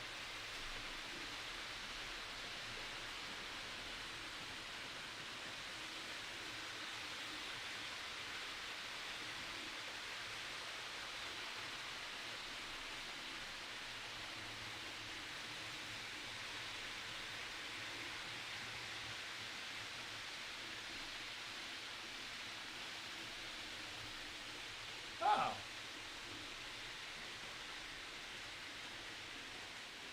Well, personally, I think the 1978 Bakshi, oh, are you? I think the 1978 Bakshi version of Gollum is the best in terms of getting it right. Hang on, I'm going to turn this off just for a second.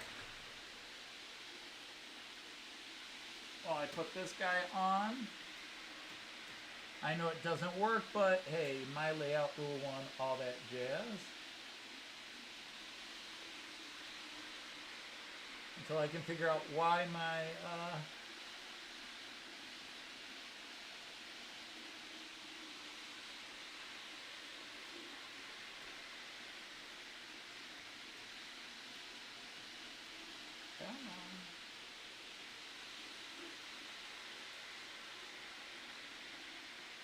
There you go.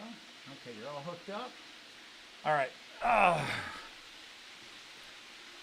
You guys can't see what's going on, but my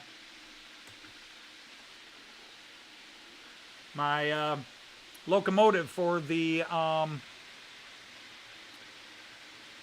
Rheingold there was spinning. It was chugging and pausing, so I'm going to see what happened. Yes, he did. He did. Peter Woodthup did both the radio and the movie. In fact, it was his work on the radio that made Bakshi say, dude, I want you to do it for here. John Hurt did Aragorn. The great British actor John Hurt, the late great British actor John Hurt did Aragorn. Anyhow, let me pick the new loco that's here.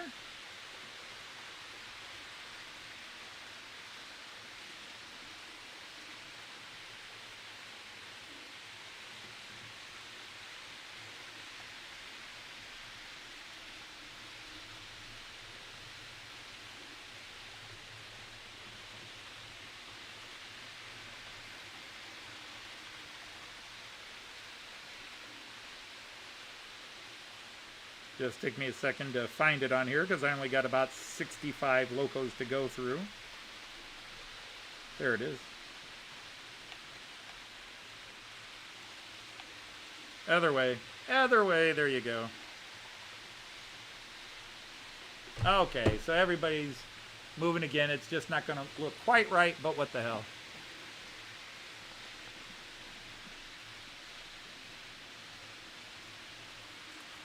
It's all as it is and we wants it. I mean, Andy Serkis does a good job. The problem is the way they portray Gollum in the movies is not right.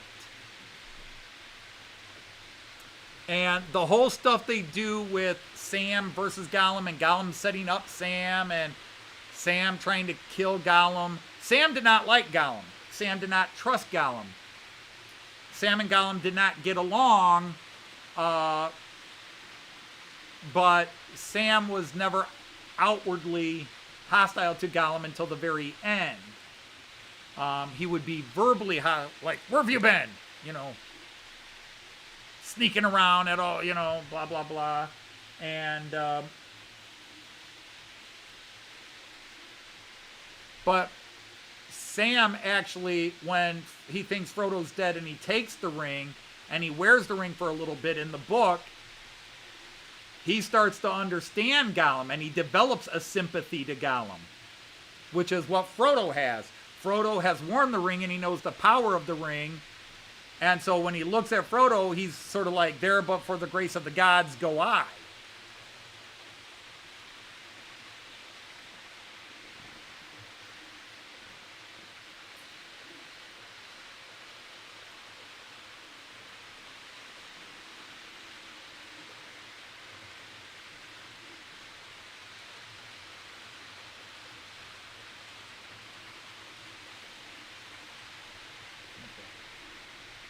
I don't think the motor seized up. But I'll work on it. And I listened to every minute of that as a kid. Well, I shouldn't say as a kid, as a teenager. And I have it somewhere on cassette tapes. It was like,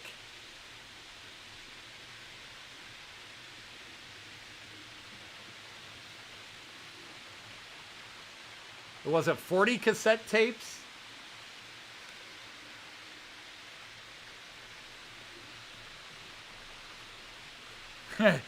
Sam's trains.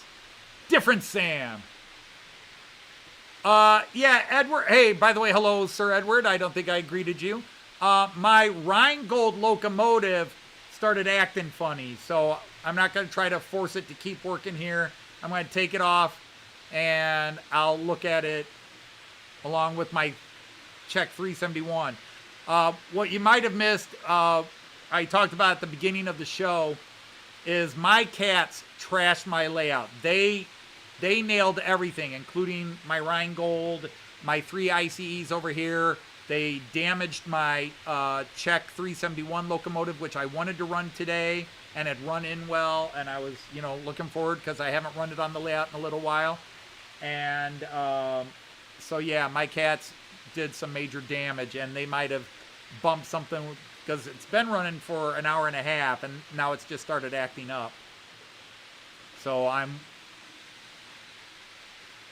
will take it apart and try to see what went wrong.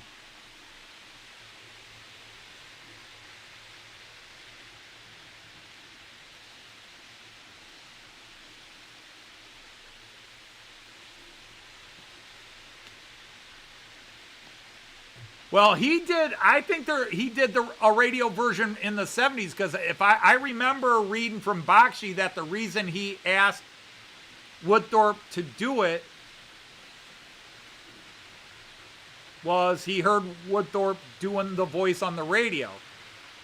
Now, there have been multiple productions, and if I think about it, I think my cassette tapes are from a mid-80s production. It might be from the 1981. All I know is it took me forever to get it. And it cost me an arm and a leg when I was a younger guy. Fortunately, I grew new ones.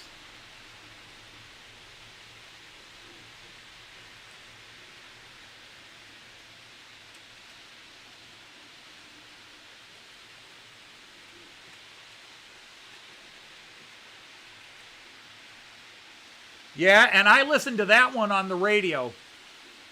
I listened to that one on, National Public Radio, NPR. Because if it was Lord of the Rings, I watched it or listened to it.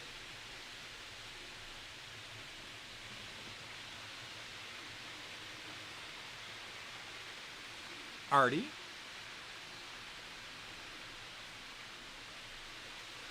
Well, it must have been the cats, because there was cat hair on my layout, and, well, Artie could shed like that too.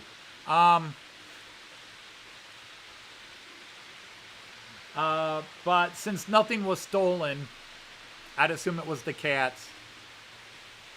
You're reading Wiki. Yeah, Lord of the Rings went through several phases. Like, when it first came out in the 50s, it was very popular, but really it didn't grow.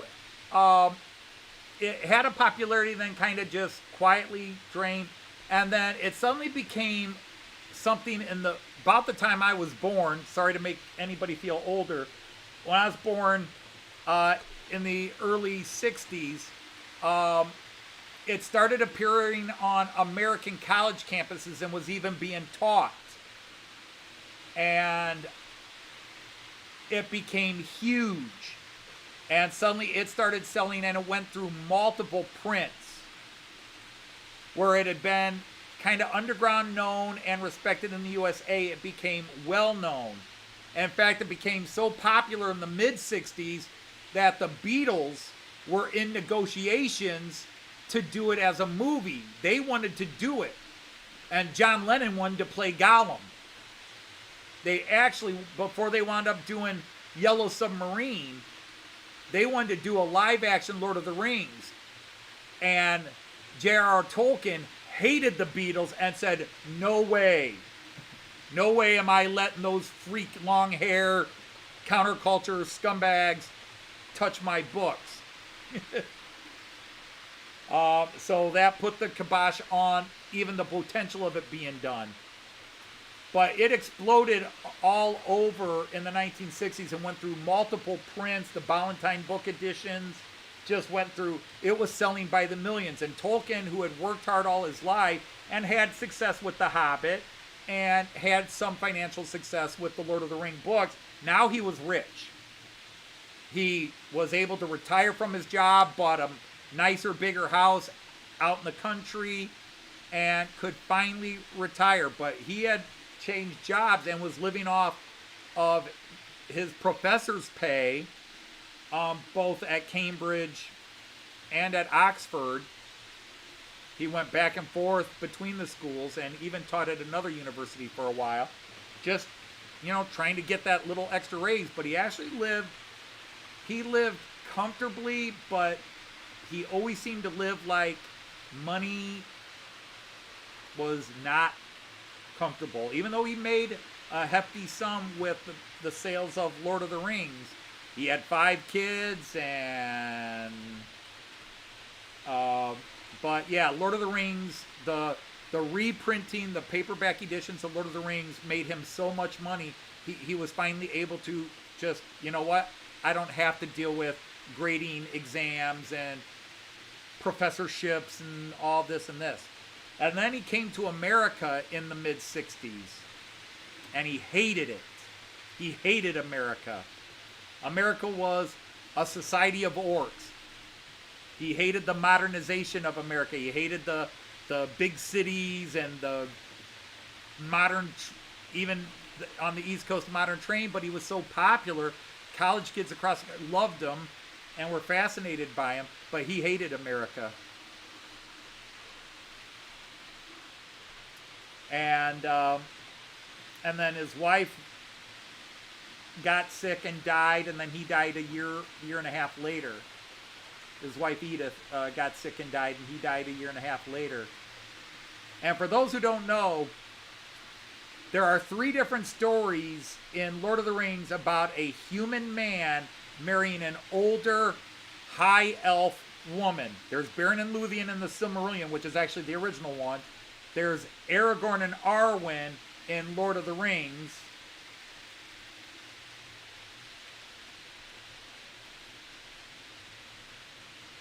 And then, there's Idril and Turin. No, not Turin, Tuor. Idril and Tuor.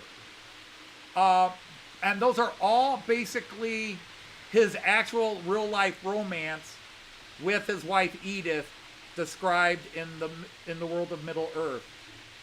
If you've ever read the Silmarillion, the story of Beren and Luthien, Luthien is the daughter of a powerful lord, a king, and he's just a mere human. And the king does not approve of his high, superior race daughter connecting with a lowly human. And that is, word for word, Tolkien was an orphan who was being raised by a distant relative who was a Catholic priest, who was also the guardian of another person who was 4 years older than Tolkien. Edith was 4 years older than Tolkien. And when Tolkien was 14 and Edith was 18, he developed a huge crush, and they started a relationship. And the priest found out about it, and he sent Edith off to school away, and he told Tolkien, "You're not good enough for her. You are not good enough for her. You would have to rise much higher in life," which only increased his desire to become a highly educated blah, blah, blah. And when she came back from school and he started college, they resumed their relationship, and the priest was not happy about it. But eventually he was allowed to marry her. But that whole storyline of being told he's not good enough for the woman being older than him, more mature, he replayed over and over in the Lord of the Ring books. In fact, on their tombs, it says, John Ronald Reuel Tolkien, Baron, and she is Edith, and I forget her maiden name, Tolkien, Luthien. She was the inspiration for that, but also for the story of Aragorn and Arwen in the Lord of the Ring books. All right, Peter Jackson of Cheadle Heath, take care. We'll let you know by email who wins and who loses. To be honest, well, Chris, that's one thing I can beat you on. I have been reading Lord of the Rings every year. In fact, I just started every year since 1977. I read Lord of the Rings once. A couple of years I did read it twice. But I have read Lord of the Rings every year since my sister introduced me to it.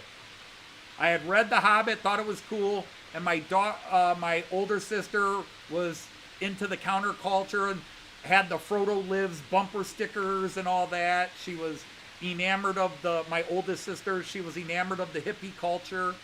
And so in 1977, she gave me her copy of the Lord of the Rings book. I read it, and I have read it and I just got into all things Tolkien, up to the point where, like I said, in my 30s, I was writing articles for the Tolkien Society of America, and then through that, I was invited to attend the testing of the Magic the Card well, it wasn't Magic the Gathering, but it was the Lord of the Rings Middle-earth version of Magic the Gathering card game. I was invited to come up to Ann Arbor, Michigan, where it was being released, and got to play test it and got a free big set of it. I was asked to come up and test it. And I was contacted to take part in the Tolkien Centennial. They were celebrating Tolkien's 100th birthday, whatever, in 1987. No, not 1987. 1992. And unfortunately, Joyce was pregnant. I was booked to go. It was going to be my first trip on an airplane. It was going to be my first trip overseas. We had booked it. And then Joyce found out she was pregnant with Liz. And Liz was due that June. When I was supposed to go over. And it was just like I couldn't leave Joyce home alone. And so I had to cancel my trip. But I was going to get to meet Christopher Tolkien. And I felt really bad.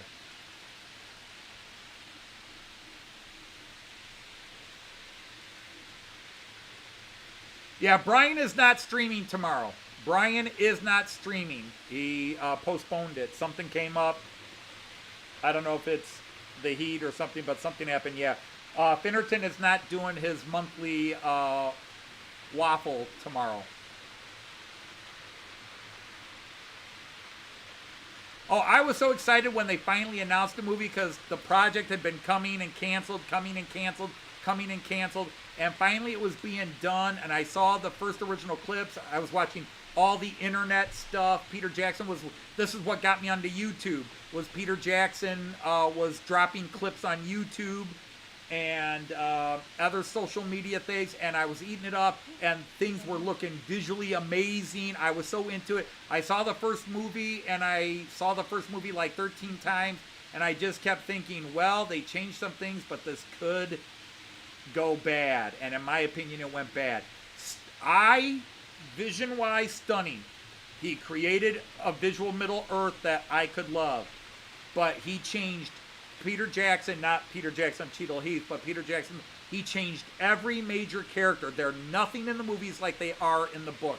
And he changed several major plot things that are key to the Lord of the Rings. He changed them all. How he dealt with Saruman. The portrayal of Arwen.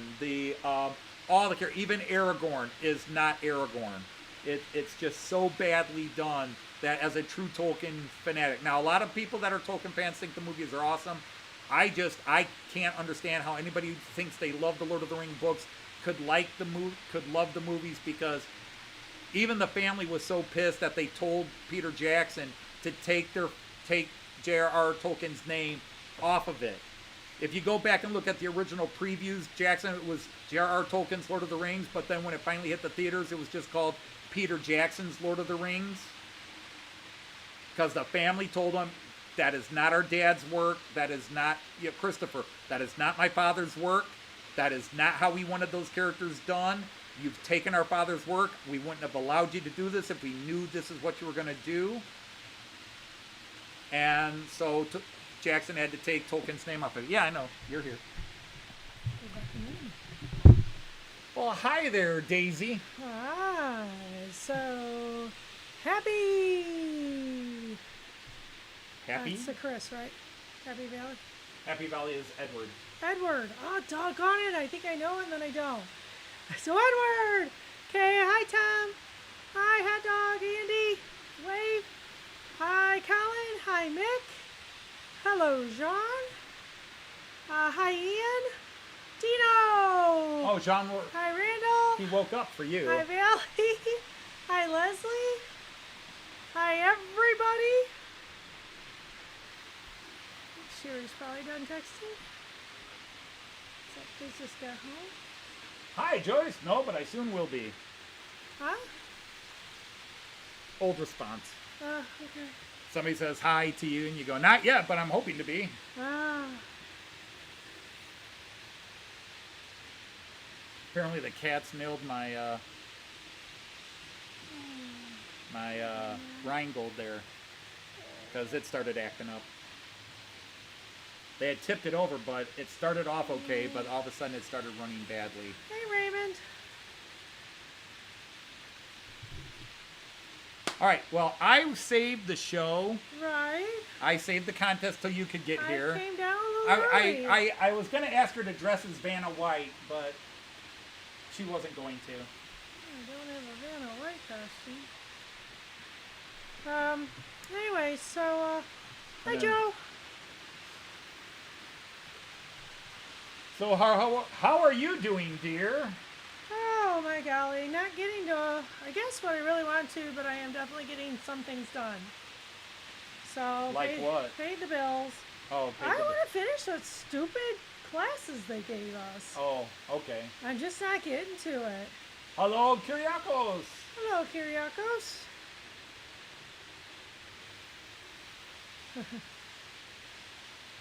You're Joyce, by the way.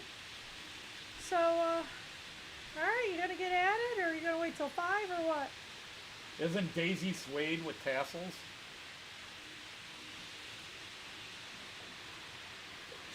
Yeah, she's suede, and yes, there are some tassels in the decorations of But she her. also wears an all-black leather gunslinger outfit, too. She does that, too. She's...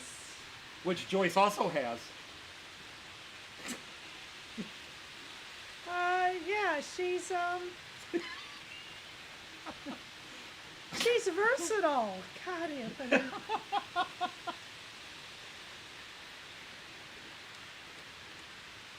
Oh, so... I just throw that out there. You can confirm or deny one way or the other, you know. Don't look at me. You knew this when you married me. I'm a bad boy. Knee trembler kit. Joyce had that mistake, like so many women that falls in love with a bad person. I can change him. Oh, absolutely not. You've been on the phone with a friend for almost an hour, so not asleep. Okay. Oh, for heaven's sakes, quit asking questions. Drop the subject. Move on.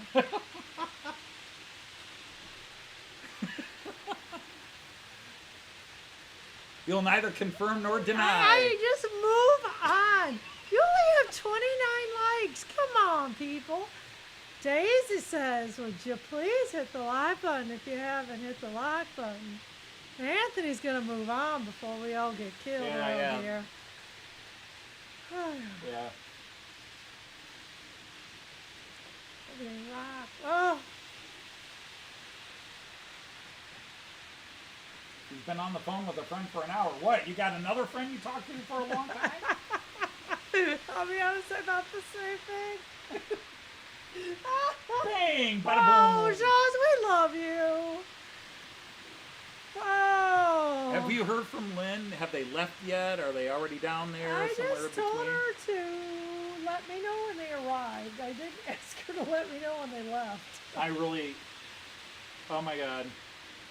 3 times. Well, no, twice now. Twice or 3 times now. Twice. It's 2 times. Twice my daughter has tried to go down to Columbus with her family to visit her brother, my son. For 2 and days. they keep having problems. Yeah, for 2 days, and it's been 1. They've had to cancel the first night of their... Losing her hotel money. Yeah, she rents a hotel room for 2 nights and keeps losing the first night. We have a thunderstorm outside. It's finally raining. These storms have been a real friend. What does that make Anthony? A real friend. So it's just been bubbling around us. I'm his Oh, my emotional goodness. booty call. That's what I am. Oh, sugar, you are not his booty call. Emotional. Yeah, all right, I'll buy that. When he's got nobody else to emotionally fuck with. We have not had enough rain here. It was several weeks ago. We had our the remnants of a hurricane came through, and we got a good 2+ inches, but it hadn't rained since. So finally this week we've had a little bit. It's because it's hot and humid. Kyriakos, yes, it's considered, but until I finish Something else. a lot of other things, Get that bar thing done. there's several things to go before the catenary gets done. And then you need to print out your doohickey for your thingy, because that's what My you decided. doohickey for my thingy. I got to print out my doohickey for my thingy. Your oh, I bruised myself. You bruised How yourself did there I, now? How did I do that? So anyway, the follow card, and then you're gonna print out the town hall, because that makes sense. Oh, you mean make the photographs? Speaking of I could her do that anytime. daughter, Yes. We broke down near. holy cow, just hit the road. Had to swim down Berdan. Oh, they're getting dumped on? Yeah. Oh, I didn't know the heavens had broken. Oh yeah, it's south of us. It's been raining, so it's hard. So that's down Berdan. Well, you're going to be in that all the way Yeah. down. Yeah, no, she isn't. Yuck.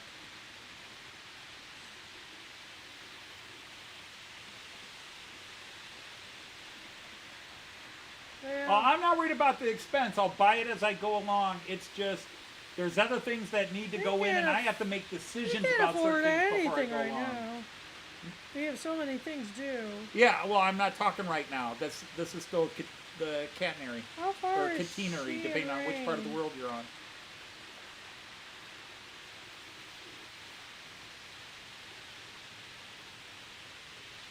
Yeah. Let me steal that from you. What? Yeah, like I said, they're going to be in that all the way Yeah, down. I know. You're just gonna tell Oh, her. then again, it shows about, yeah, by 10 By o'clock 10 it clears o'clock, out. yeah. They're going to be a nasty stuff all the way down. Pretty much. It's just, it's the second to last thing to go in.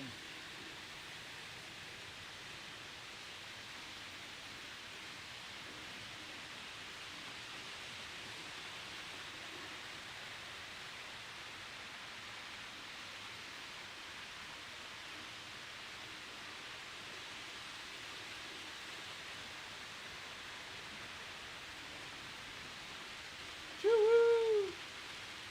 I could put some steam in the BR50. Where is it?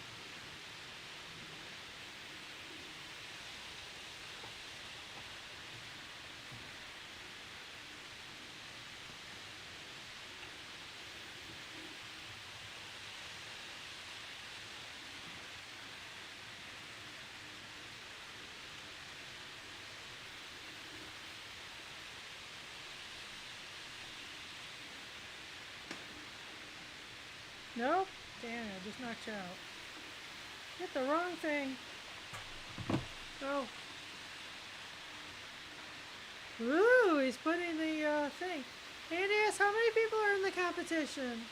25, I believe. 25, he believes, if you didn't hear him there, because he's adding up his smoker, shooting his smoker up, yeah. A little for the train and a little for Daddy. Yeah, quick tip, always ballast before fitting catenary. That makes a lot of sense. I have heard both. People say actually put the catenary in before ballasting.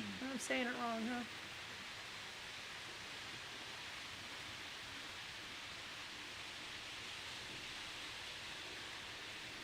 I have heard both arguments from friends in Germany.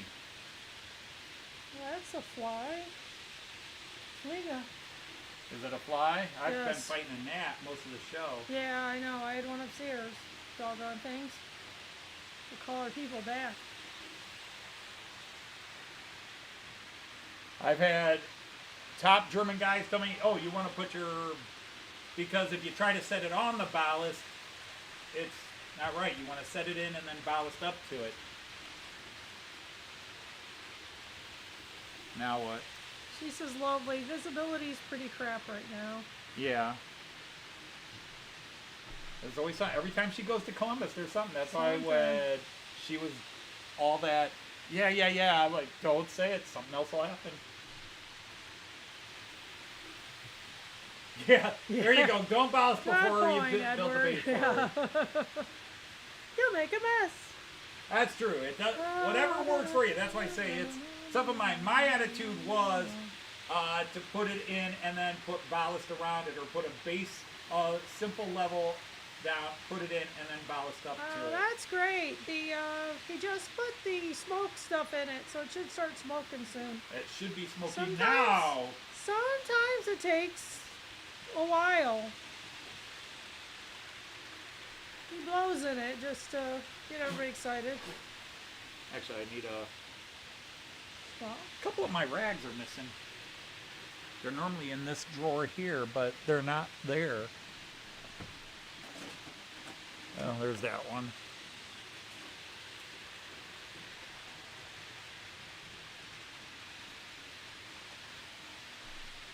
yeah, gnats. Ugh, hate them. Are gnats HO scale drones? Probably. Could be. Yeah, Could I be. think that's a healthy way to think of them. Yeah, Anthony and I walk frequently. There he's going. And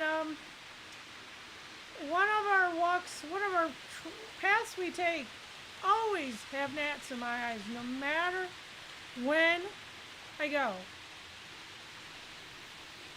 All right, Tom, take care. That Tom Couples or Tom's Märklin? Tom's Märklin. Okay, whoops. Wrong way. And again, Wrong anybody way. who leaves, we'll let you know if you win. I think you probably should get added. It's 5. I said I'd do it about 5. Yeah, and it's 5. Woo, look at that guy go. Yeah, but he's cruising so fast. He's getting around before I can switch the camera. Well, the smoke's still here. Sorry, dear.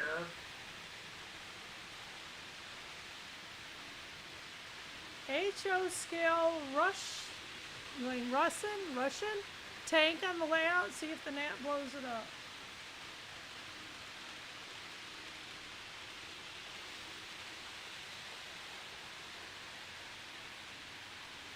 Anyway, I fixed Best Buy and I paid the bills and then I printed out a bunch of stuff for whenever the heck we meet.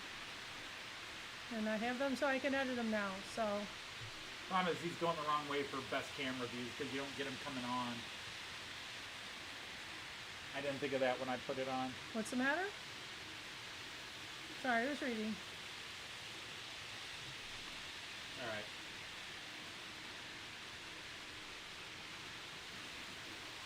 Can you write anything down or are you going to remember it? All right. You turn everybody off? You want to turn those guys off for a second? Yeah, I turned everything off. Sure. Just for the noise. Yeah.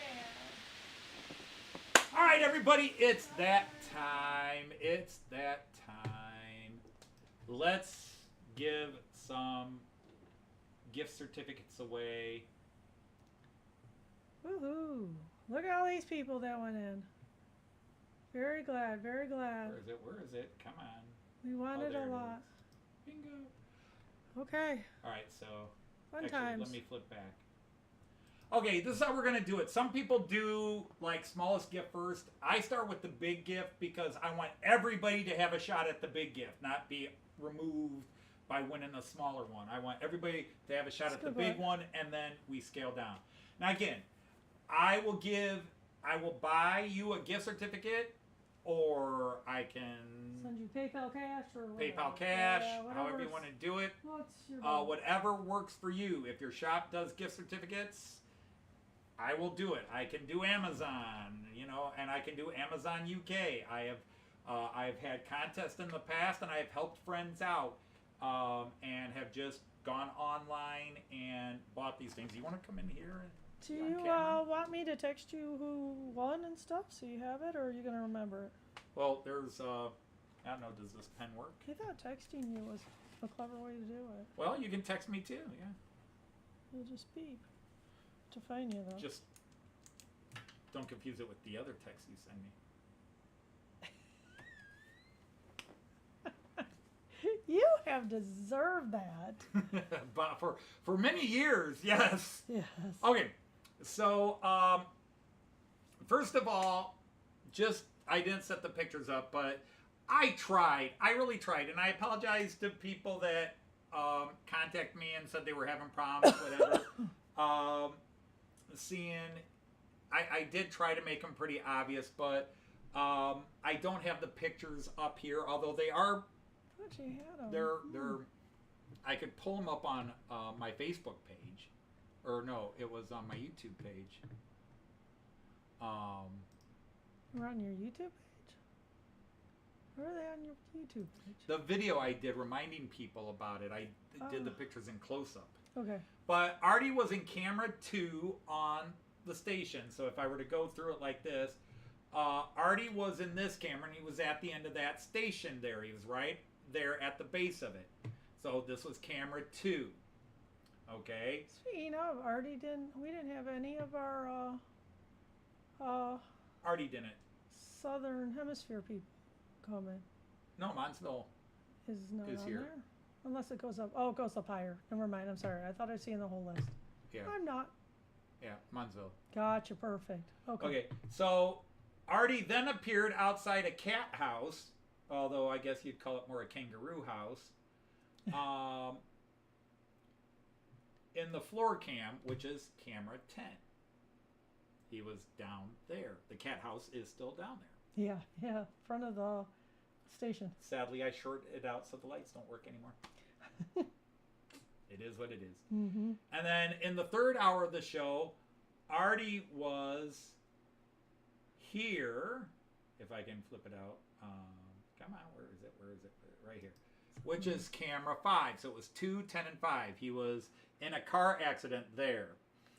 There were 2 victims in the car accident. There was Where's Waldo and John Cena. Artie claimed he didn't see either of them. John Cena. It's a Gotcha. You're okay. Now you get the joke. Okay. Yeah. So He also killed Waldo. yeah, I mentioned that Waldo. Yeah. Okay. Yeah.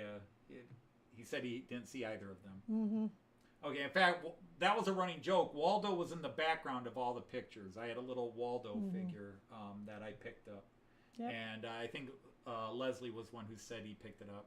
Mm-hmm. Cool. Well, yeah, Ray likes his steamers, doesn't he? Mm-hmm. So, anyhow, let's go back to this camera real fast. Okay. This one. So, anyhow, we asked you to just list the 3 cameras, 2, 10, and 5, in the correct order, 2, 10, and 5. And we had 25 people submit correct answers. We did have one person who submitted a partial answer and never got back to us. Gotcha. Mm. They gave us 5 entries on the first one. Artie's in camera 2. Artie's in camera 2. He's on the platform in camera 2. It's like, yeah, okay, you got that. Now you got to find him 2 more times. But anyhow, be that as it may. So what I've done, because I want to make sure it's fair, and I had a couple of people that I'm very close friends with, including Artie didn't feel it was appropriate for him to join in, and I was I like, think he could have. He didn't know where he was going to he be. didn't know where he was going to be hidden, but Just he was 'cause his worried people figure, think but in yeah. case he won.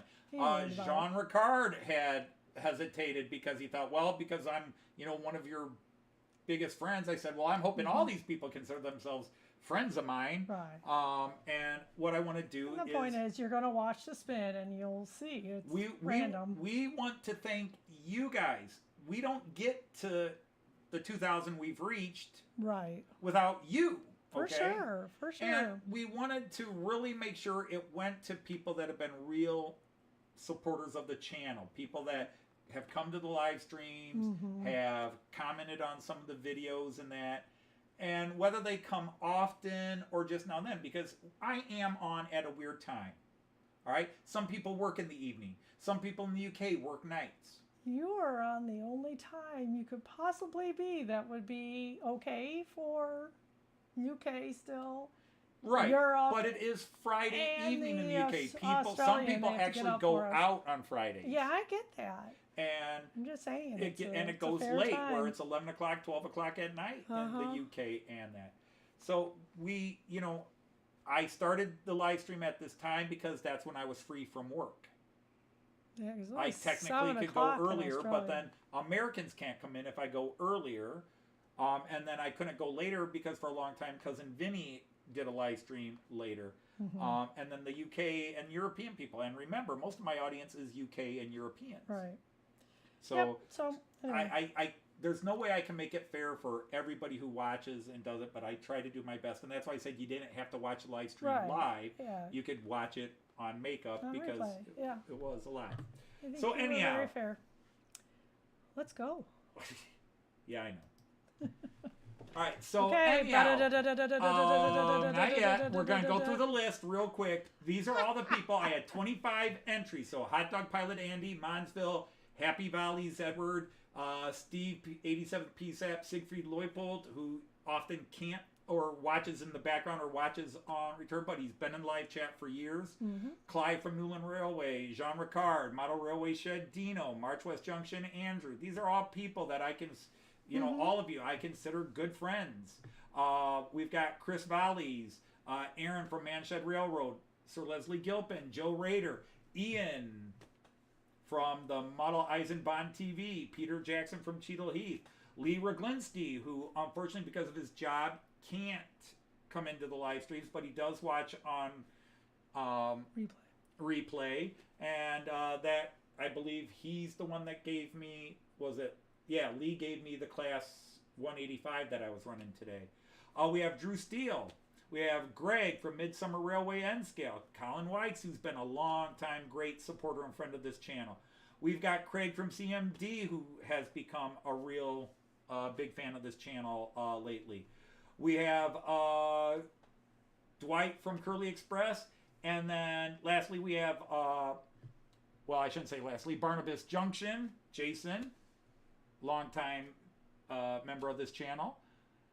Mick Lowe, the royal bartender. Right. And let's face it, I'm going to favor anybody. It's the guy who gives us the alcohol. No.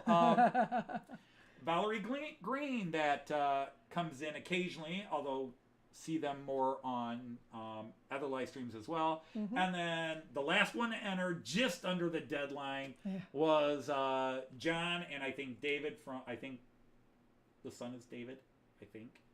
I could be. The two rail fans. So if anybody's looking at this list... Going, wait, I was in. Barnabas always wins. Okay, so Hi, I Colin. felt bad. I felt bad because I had a gentleman in last week that was sending me all kinds of emails talking about he has, what was it? Spatial perception disorder or something like that. And it's like, and he was emailing me and asking me to tell him where things were, and he was asking people in the chat, and I know it's frustrating. I feel so bad. I hate, but it's also kind of unfair if I tell one person the answer and don't tell everybody the answer, Right. So these are the 25, 26 people. So I know I've been battling. You're waiting.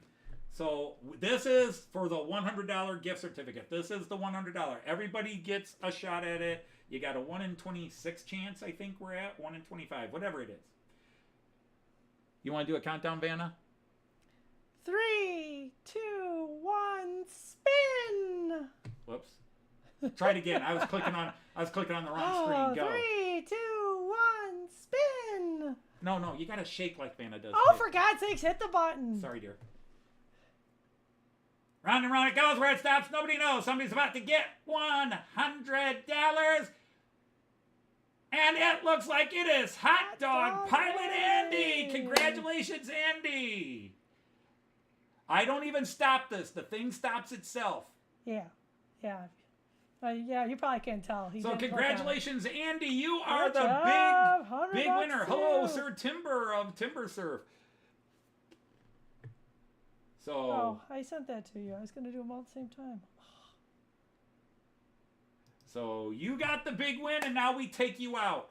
Yeah. So again, I just typed all the names in, and we spin. We're good. So, all right, Daisy Do. 3, 2, 1. Click it. This is for 60 American dollars. It is going to, oh my God, Curly, okay. Dwight from Curly Express. Oh my gosh. Wow, was that close. Yeah, Wow, sure that was always was. Craig. Sorry So, for whoever heart was broken Dwight there. from Curly Express, you have won $60 American. Or dollar, yeah. Yeah, he'd be American. He's American. Yep, you're right. He's American. Okay. I love this. Everybody's, well done, Ooh, Dwight. Well done. He yes. didn't do it. I did it. You know. You're He right. just put his name in, you know. All Pay right. attention to your live stream. All right, for All right. the third. For the $40 gift certificate, or 33 pounds, 34 pounds, 32, 33 euros, whatever it is. 3, 2, Ooh. 1. Click it. I'm sorry, what? Click it. Oh, sorry. So here we go. Our last winner of the day will be... It looks like Steve, 87th PSAP. All right.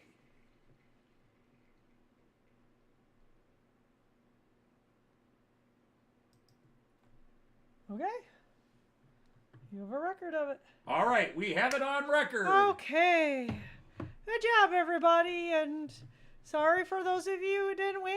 It just is what it is. So. Trust me, we mean it sincerely. We would like to be able to give a prize to all of you long-time For sure. supporters of this channel. Right. I hope nobody's disappointed. I hope that the winners are happy. But I wanted to do it live so you could see my hands never left my arms, my fingers never left my hands. I had nothing to do with it. I just click the spin, Yeah. and the spinning wheel decides. I don't control it. I don't even stop it. It spins on its own. Storm the Capitol. Oh my. What happened? Somebody's storming our house, I think. So anyway, so yeah. Well, good. I'm glad y'all. Thank you, everybody who participated. Yep. We That was the really biggest thing. appreciate you doing it. The 26 who did, and you're all winners. I think that's a terrific attitude. Yeah, but some are more winners than others. Yeah, it's true. Some have a little more cash in their hands. Some are more equal than others. Yeah. But That's- I can't thank everybody enough. And Mick closed the bar. A formal protest. to be Aw. honest, the stress of giving this away, not that the cost or anything, it's just, I feel bad for the people, because I don't win contests myself. I never win. And I always Artie's enter. gonna tell Yeah, you Artie, you're I wrong. did. I finally won one. I finally won that steak thing at Artie's Yeah, club. a hunk of meat. That's what we won. A hunk of meat. So we made A hunk of burning we love. made Artie cook the stuff we'd eat and told him he had to eat the other stuff. I think he gave it away, but anyway, it was All right. good.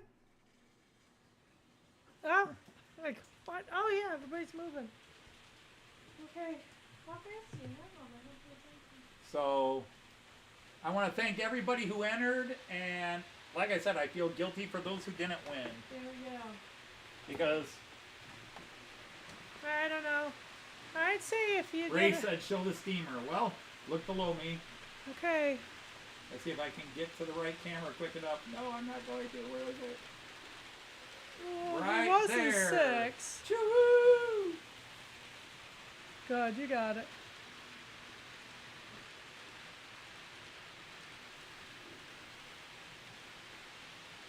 And just going out of sight, so... Aw, that's sweet, Timber Surf. Miss Prissy will be meeting us soon. Oh, that's very nice of you to say. Thank you. Yeah, it sure is. Can you uncross your legs now? Oh. Nobody ever said you had to cross your but legs. I guess run to the potty. We get that with our grandson. Today, they stopped just long enough to pick up the car we sold to them. And Kyan was potty now. Okay. You just went 10 minutes ago. Hurry up. Life with a 3-year-old. Or was he just crossing everything? Fingers, legs, that you drumming? toes? Yes. Oh, okay. Yeah, sorry, you're afraid something's and I'm looking wrong. like, oh my God, what train's going wrong now? Oh. Oh my God, those cats who did so much damage. Andy can buy a wig now. Do they sell wigs at train shops? Well, you did say you just PayPal it to him. True. Oh, Edward, he's rage quitting. Oh. Well, we'll see. Well, the next hope is I get up to 3,000 and boost the gifts up. Yeah, Won't be doing anything at 2,500. I have an idea. We're too good. We only do it on the thousands now, my love. Yeah, really, go enter the lottery. Now, if we break 5,000, Joyce has agreed to dress as Wonder Woman for a stream.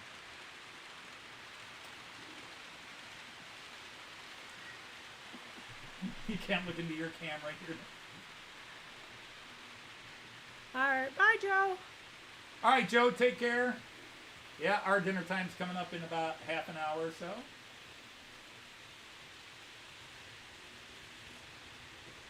Here comes that little steamer. He's coming up. I set my, Oh, he's already running out of steam.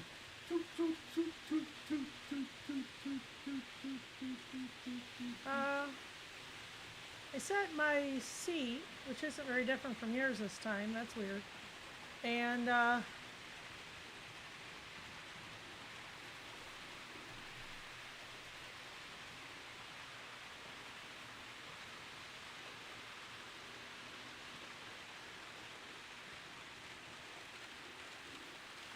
Joyce and I Okay, will be cool. at Getz. The plan is, now Graham was here earlier from Leamington Central. subject to change, no less. The plan right now is that we will be at Getz Saturday afternoon and all day Sunday. Saturday morning, we're going to be at the Warley show. Yeah, a couple people we know that are going to be at that one that are only that one, so we thought, well, what the heck. And sadly, there's a couple of people that are only going to Warley, but they're only going to be there on Sunday. Right. So it's not possible to But see Mark from everybody. Donegal Dad is one of the big reasons I'm going to Warley. Oh. Just a pouting. Aw. I'm sorry, guys.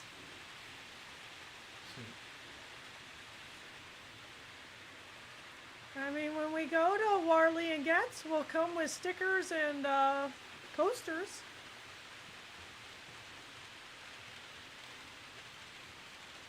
I'll even give you a hug if you want.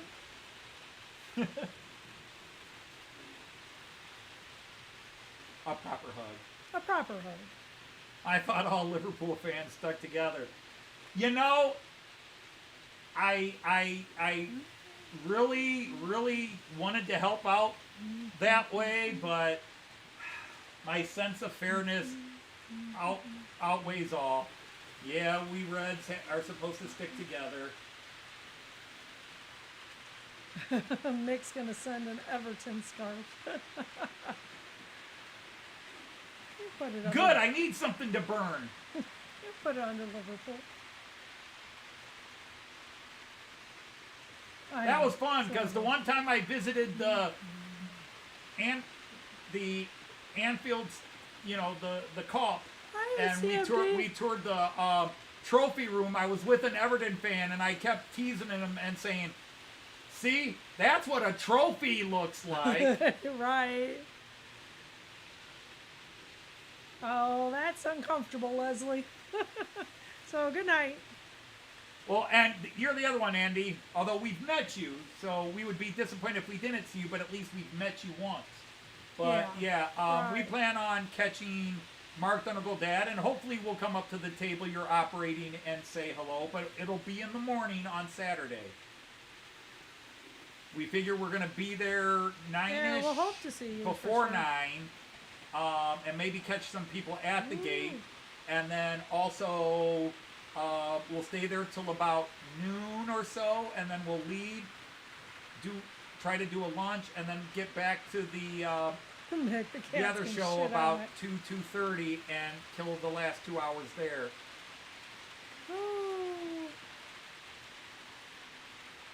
That's true. I can put, hey, CMD, you just met the drawing, and man, I hate to tease you, but you literally were that close to winning a prize. Yes, you were. You were that close. It was a breath away. So we're sorry. That was the second prize, wasn't it? Yes, it was. Yeah. You watch on replay and see how close you were. Right around 5 o'clock, although Anthony talked for about 10 minutes.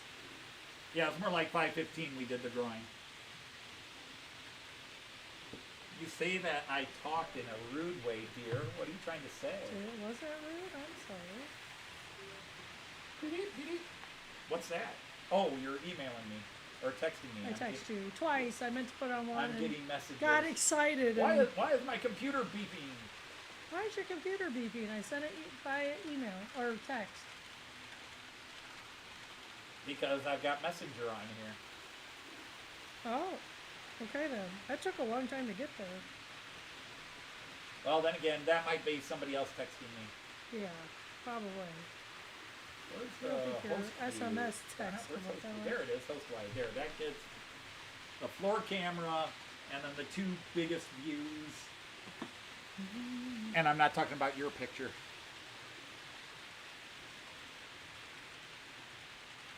Are we still doing Rudy's for dinner? Yeah, Liz said dogs. Liz wants dogs. You coming along? I was planning on it, Good. since you're too scared to drive the new vehicle. I drove it to. Oh, the store. That's The right, you store. did. So, did you get the seat in a place you liked I it? got the seat, not that far from you, surprisingly, and I couldn't get my phone in. Oh. Yeah, it's really fidgety. You have to work with it a bit. I don't know what to do with it, to be honest. Burn it! Yeah, you got to go into your phone. There's something crazy you have to do on the phone, which I've never had to okay. do before. Okay, well, you can show me what to do next time. Or when we go, I guess. I just got to remember. Yeah, Rudy's. Yes, Andy, that does mean hot Rudy's dogs. is the second. Well, no, they usually win best hot dogs, don't they? I think they do, yeah. Yeah, they're a long time. They are a greasy hot dog joint. They're a greasy burger and hot dog joint. Local. They're a greasy spoon. Yeah. They're sort Local of a here. cafeteria style place. Gives you a heartburn, you know, and Well, Steve, congratulations. Which one? Did he win third place or second place? I think Dwight won. Steve was third. 87. Yeah, so you won $40, Steven. You had a planned a trip to Mexico for this Sunday? Oh, Bad Friday? Oh. Is that bad, planning a trip to Mexico? Most people like it. Depends on where you're going to Mexico. I'm sure. But it's probably work related. Okay, good for you. Yeah, probably, yeah. No, thank you. Thank all of We you. appreciate you getting in the drawing. I noticed a certain Randall wasn't in the drawing. Huh, He was busy, gotcha. I suppose. Putting out train fires or something. No, don't thank us. Thank you. Uh-huh. You're the ones who got us, Right. helped get us here, and you're I the have ones an idea that... for a good one that could give everybody a prize. I'll share it with you later. Though. It's a copycat, but Yeah, but it'd be hard to do. I don't think it's hard as you maybe think. Okay. Send everybody a signed autograph picture of me. Oh man. Signed autograph picture of you. I think there's enough in the bank for the car and the driveway. So since you've agreed to dressing as Daisy and sell these pictures, I did not agree to dress as Daisy. which one would they prefer? The Gunslinger Daisy or the Daisy Cocket Daisy? Oh wow, that's the Little Beaver a lot, Daisy Steve. or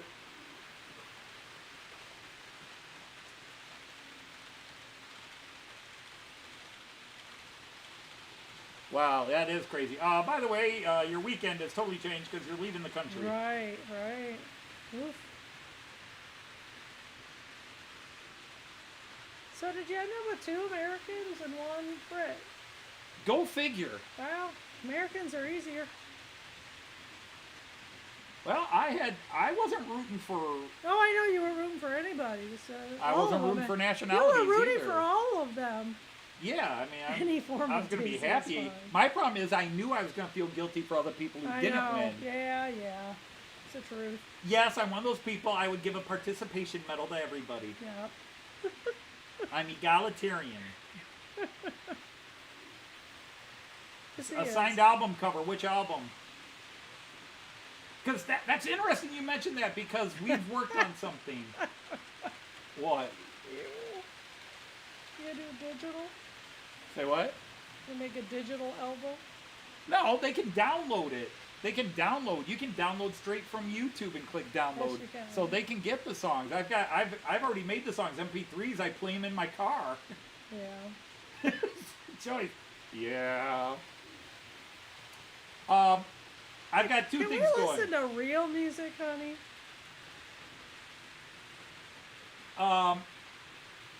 Joyce and I were discussing. Okay, I brought it up, but Joyce Yellow. reluctantly. Jason. Yellow $7.20.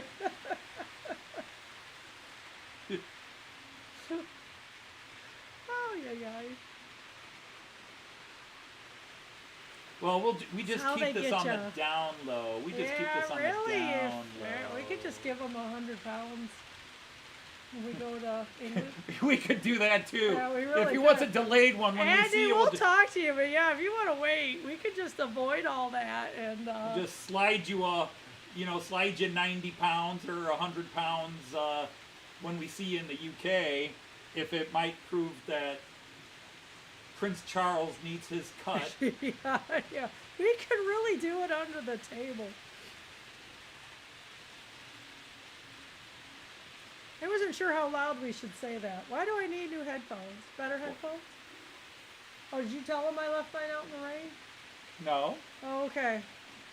I think he's just.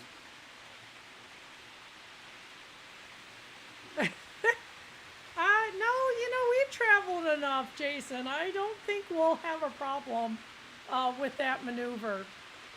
Jason. Oh, he has something in mind for eBay. Oh, okay. All right. Perfect. Yeah. Yeah, whatever works I'll just for ship you. it to your address. Yeah, we can do that. I'll buy it and ship it to the address. Yep. But it's better if it's a UK thing, but yeah. Because otherwise you lose so much money. Yeah. We just Something in won't- mind without we eBay. just won't send it in the same box. Take the Yeah. slow ride to the UK. Yeah, that's why it cost me so much to mail it. I left I it in mean, that stupid really, first class by box. the time, well, let's face I should have it, thought about that. it's August. But we got to go It's- back to this. It's Quick- only 2 months until we travel. We might just want to take it with us. How Well, patient maybe, but How patient are you, Andy? honey, we're model train guys. We have both.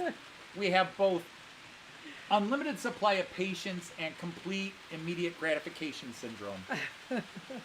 We'll wait 3-4 years for a loco to be released, but once it's released, God damn it, we want it now.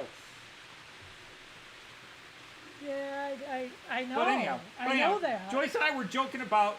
We've now got about well, take away the 6 Christmas songs that we've got in our playlist. Yeah. We have done about 34, Christmas songs are 35 hard. parodies. We've got about 34 or 35 parody songs. And we're like, if we were going to do an American Greatest Hits album, 12 songs, or a UK Greatest Hits LP, 14 songs, which ones would definitely make the list? And I got up to about 10 that definitely are kind of above, and then which ones for sure would go into a Greatest Hits album of our parody songs. You know, when a group does its greatest hits, Yeah. it's a sign that they're on their way out. Are you kidding? The Rolling Stones have done 30 Greatest Hits album, and they're still going. Well, there are exceptions. And The Who had 5 different retirement tours. Yeah, and there's oh, that's different. No, the Who have had, the Stones have done 2 farewell tours, and then decided, nah, we were kidding, we're not done. Because usually Yeah. somebody lost their money in something, and they need money again. Mm-hmm. That's why Monty Python got back together that last time. It was to help Terry Jones, the late Terry Jones, make money to save his house. Right. And it was supposed to be a one night, and it turned into a Only week-long 5? thing, and they made a fortune. Huh? Only 5 what?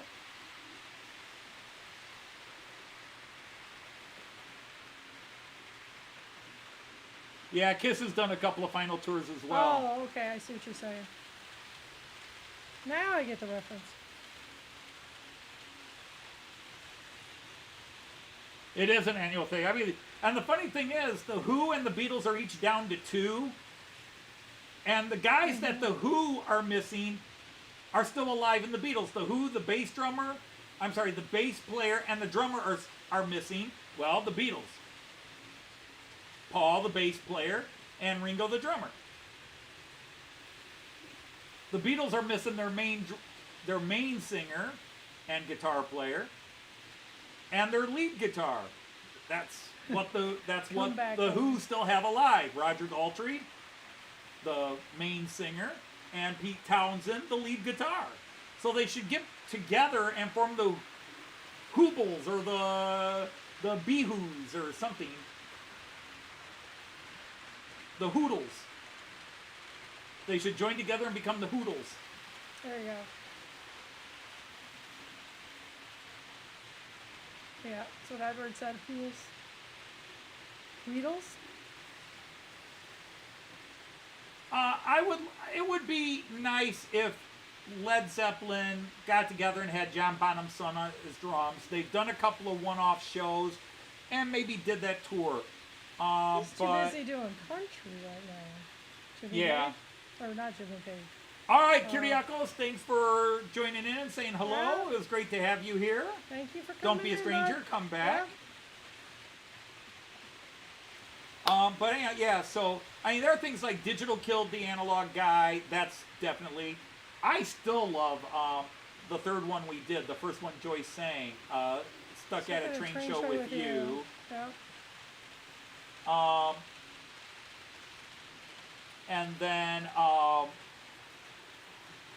I think You Can't Buy That was a very good one. Sean's favorite. Yeah. The one that really kind of exploded and got some popularity. Well, there was I Like Happiness Is a New Train, even with the screwed up sorry, middle. Timber Surf. Yeah, I'm sorry. I did for a minute. Okay, for about 15. I mix you guys up. I really want Anthony to give me a cheat sheet. And the Yeah, she called you. Yeah, she did. I was trying to figure out who she was calling Jason. The worst thing is that I think I know, and that's terrible. Joyce is very dangerous when she thinks she knows. Yep. I just march on She's like a I know what I'm doing. highly intelligent, very smart woman. But when she thinks she knows and doesn't, it's a danger. Yeah. Third world country should be nervous. Yeah. Okay. So I still haven't found Trains I'm Looking For was one that really resonated well. And then the REM song. Losing My Train Mojo. That got a lot of Okay. people saying that was their favorite. Gotcha. I don't know if the song was their favorite. But they then related I to have Losing ones My that I Train love Mojo. that don't really get recognized. They didn't get seen. I love the Something Needs Repaired. But it's one of those where nobody knows the song. Right. Now, only one song I sing I think would make a greatest hits album. Yeah. I mean, to be Yeah, the but logical no, song I okay. think is really good, and I think so maybe that would be the second song. But my death metal version of You got another train coming. It needs to have. I got another train It coming. needs to come after you can't buy that.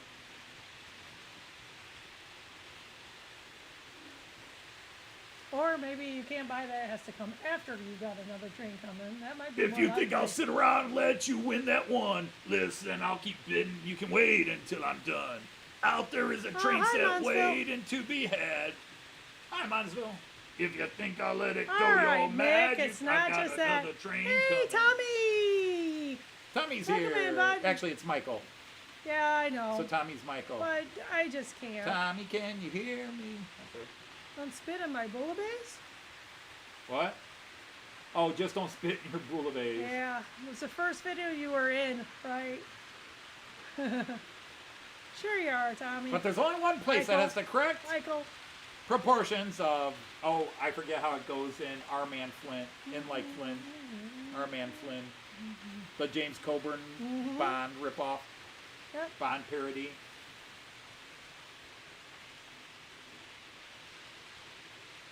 Yeah, but we don't have any of those ready to go. Yeah. They always throw in like a couple of new songs or a couple of songs that were never released. We don't have any of those. We've released them. If we've done them, we've released them. There's a couple I need her to sing and she won't. There's a couple I want her to sing and she struggles. But we've only got about, I've had a backlog of 10 to 12 for a long time, but with all the ones we've done in the last 5 months, we're down to about Wow, that's crazy. just 5 or 6 that are a backlog. You're up to 32. I have a left. great voice and I can do voiceovers for you. Well, actually, I have my radio voice from back when I was in college and did the Yeah. news. I worked on the college radio. Lose 'em. It's just singing is the issue. So same.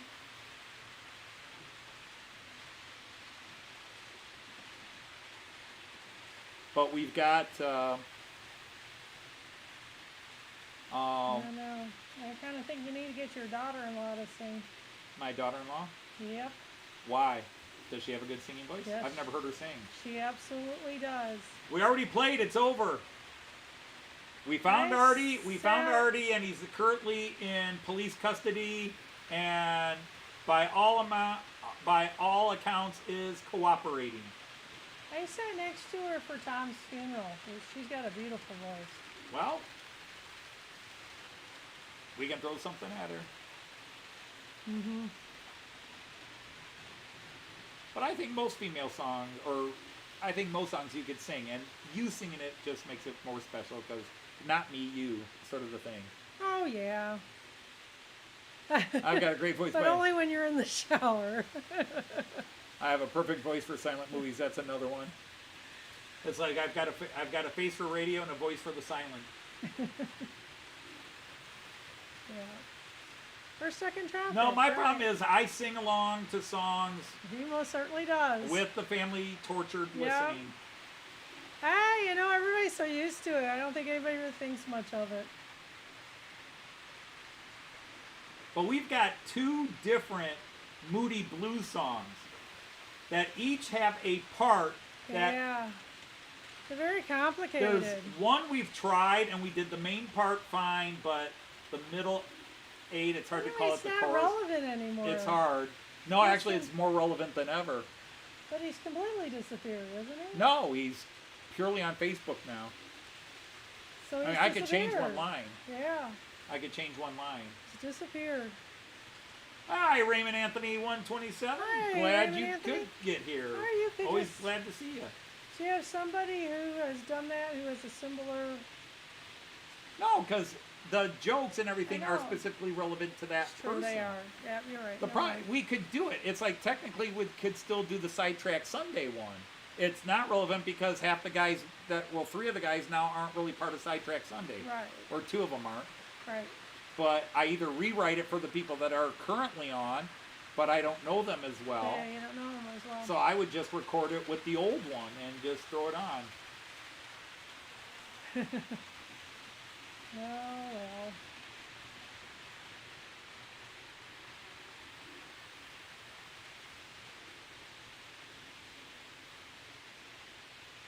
My problem is I've kind of hit a writer's block. I have not been. Usually I'll have a song or two that I'm kind of I've got a couple of songs I've been working on, but it's not going where. But normally I'll have a song each week where I start messing around and just trying to put train lyrics to it and see if I've got something. And no, I'm just a couple of things have happened, and I'm not in that space to write.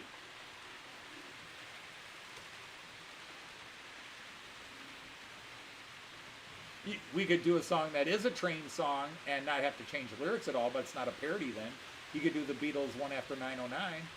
Move over once, move over twice. Come on, baby, don't be cold as ice. You know we're traveling on the One After 909. One of their earliest songs that came on their last released album. Mm-hmm. Yeah, not a favorite, that's for sure.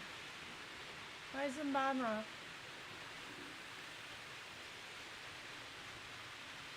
But we've got the Jukebox Hero parody that's been sitting for 3 years. I don't know if the metal voice would work with that one or not. It might. You could try it.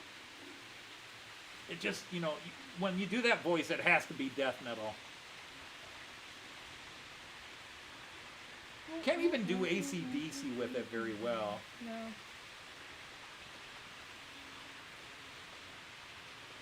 What about 99 red box cars go by? Hast du etwas Zeit für mich? Singe ich ein Lied für dich von 99 Luftballons. Irgendweg zum Horizont. Yeah, Steve, you can make Crocodile Rock could be Eisenbahn Rock. Rocket Man could be Railway Man. Yeah, I'd have to see.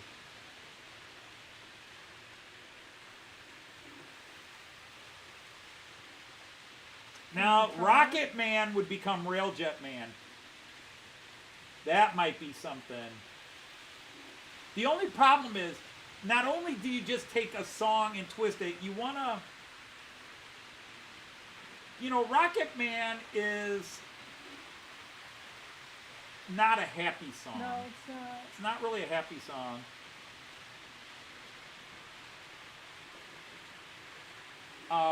And Railjet Man. No, you didn't win, Michael. Sorry. Yeah, We already did the spinning. You didn't win. 99 red 218s. You don't have 99 of No, them. no. To fit the rhythm. You got to fit the rhythm. 99 ECAs. 99 ICEs. Yeah. See, the problem is it's 99 ECAs. Because in English it's 99 red balloons. Because it's 4 syllables in German. 99. Very true. And in English it's 99. So they had to add red balloons.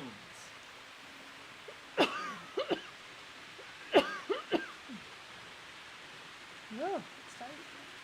And they had to change it. They need some new inhalers. So then you have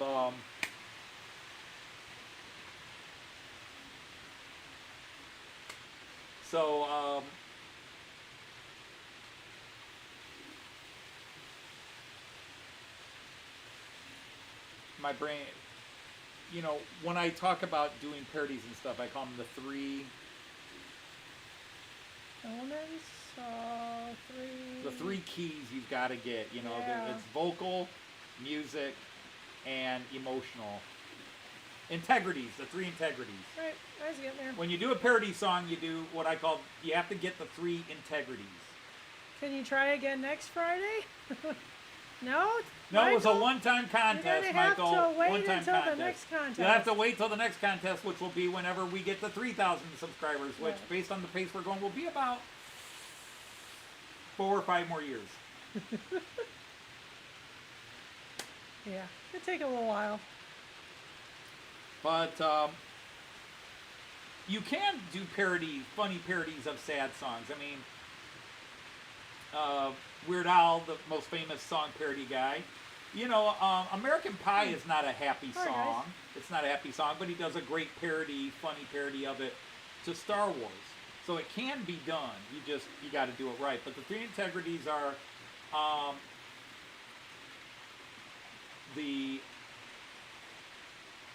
vocal integrity. In other words, not that you have to sound like the person singing it, but you got to sing in the same general style that person sings with funny inflections. That's why Weird Al is so great, is when he sings The Saga Begins, his Star Wars parody, and he does it to the tune of Don McLean's American Pie, he does all the same inflections and extended syllables and cut syllables exactly the way Don McLean does it. Do you believe in rock and roll?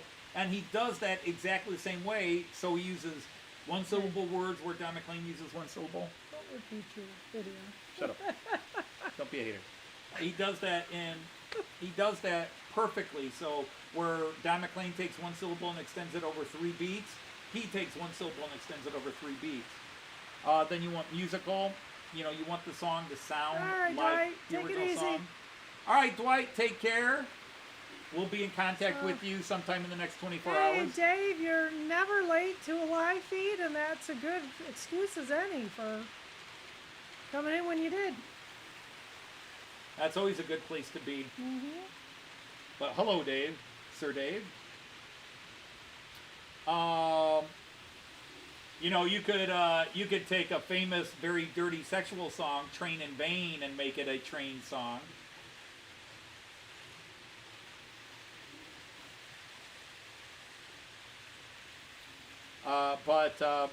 And then the third is what I call the emotional integrity, is that if the song is about loss, if the original song's about loss, then somehow, even if you're trying to make it funny, the parody has to be about loss.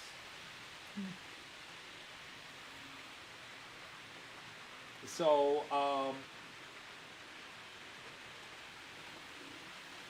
you know, where, Oh, baby got back. When that found me. oh, Wang Chung dance all days.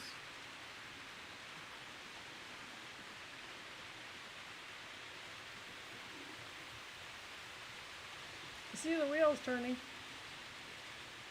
I'm just seeing if I can come up with the line. Oh, I'm itchy. Why am I itchy? Take your baseboard by the side.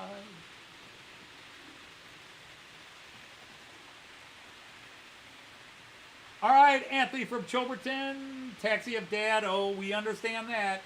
Dad's taxi. Yeah. And we it's still sure do. Dad's repair service. Yeah. All right, take care, Chilberton.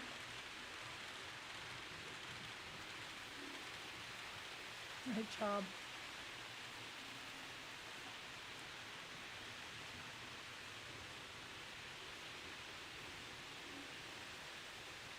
Train shop days. Oh shit, Randall Ellison just did it. Train shop days. Randall, we're on the same view.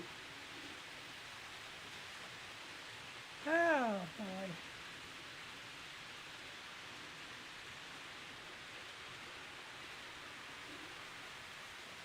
We were so insane in our train shop days. We were cool at club when I, you, and everyone we knew could create and do and even run line L2. Come on, do. Train shop days now. Well, there might be something there. I might be working on that one. Yeah, I I don't know. see ya. See, the problem is I gotta know the songs. And Right, yeah, a few of them you guys have been pitching here. He doesn't know. it's like every now and then I think I think Insanity, and I start thinking Genesis, and not one of their 23-minute songs, but Carpet Crawlers. Every now and then I start working on lines on Carpet Crawlers, but not enough to do it.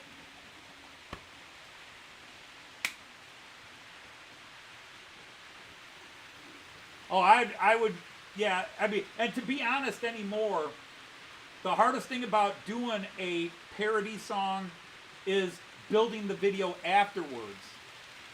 I mean, it's hard to write the lyrics and be happy with them. I mean, I have written, like you guys mentioned the Rolling Stones, I've got a song I wrote and have actually I recorded a version of it and decided I hated it.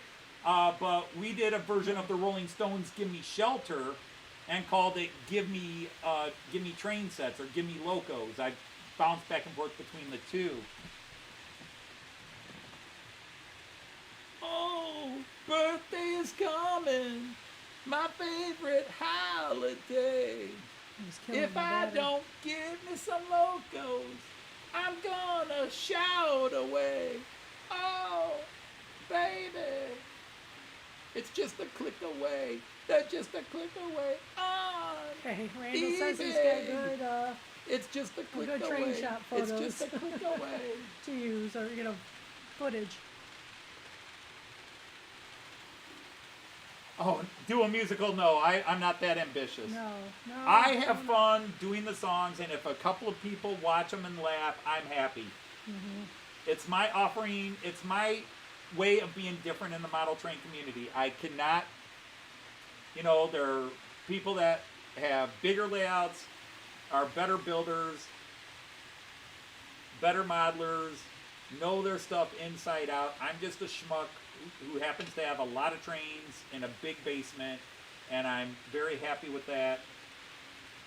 But the only thing I can offer to the model train community that somebody else hasn't done or doesn't do better is the Matt Clark train stuff and the train parody songs. That's what I offer. And if a few people like it, I appreciate that. Anything by AC/DC. And you don't have to make it AC/DC, AC/DC, because in my world, the German train world, it's a constant battle. AC versus DC, 3-rail versus 2-rail. Trust me, Thunderstruck would be one to do. There you go. You can sing that one. Thunderstruck! Raymond See, is I don't know if that voice comes Younger out. Woman could be the other hobby. Don't know that song either. Okay. Sorry. Yeah. I said I have a very if it's songs from the 60s, 70s, 80s, You do parody I love. tend to know, but parody "Love by the Dashboard Lights." Well, like I said, I could do one of Genesis' 25-minute magnum opus, but no, No, I don't think so. no. I'm very fond of the short I already ones. did. Hey, I did my horrible version. If I could get a better singer to do it, I already did. I mean, the very first parody song we published was taking on the greatest voice and range voice in pop rock history, Freddie Mercury, and we did Bohemian Rhapsody.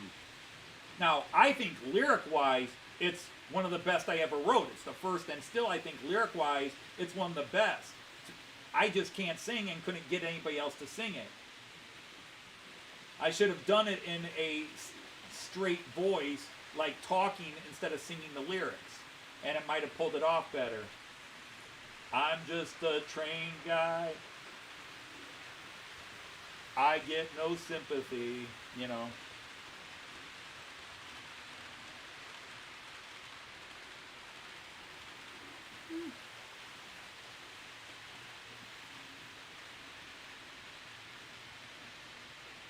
Look, dear, a train show. No, I will not let you go. Let me go. Will not let you go. Let me go. Will not let you go. Let me go. No, no, no, no, no. I mean, there's some great bits in there, but it's my singing. But if anybody has never watched my version of, I actually posted somewhere on my channel, but it's not in the list. I did a non-singing version where it's just the lyrics. You know, I just did a instrumental version with my lyrics up.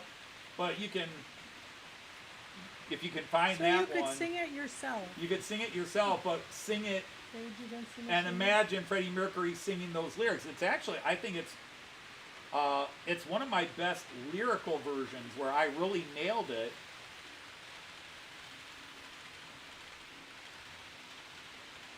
It's almost that time. It's almost that time. Well, see, now you're naming bands. Gage Against the Machine. Which is not. But he does.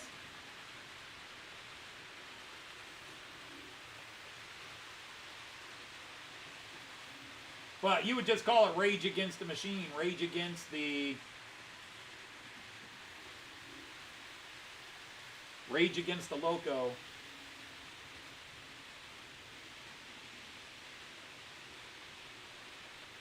But, you know, we could sit here and come up with title after title after title. The key is to have a hook, a couple of lines from the song that you can then build the story to it.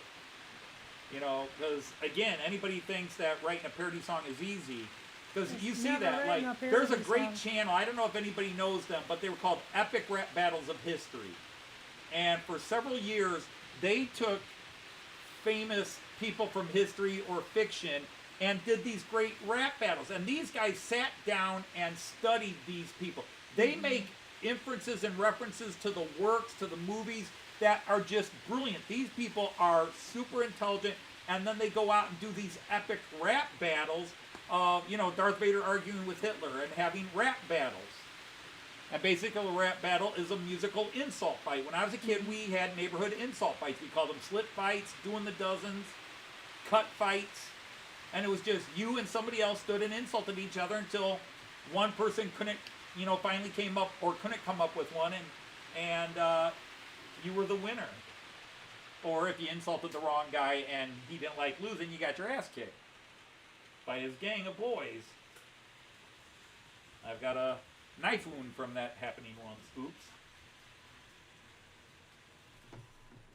But, yeah, you just, but again, when you talk about... Artie, you always win.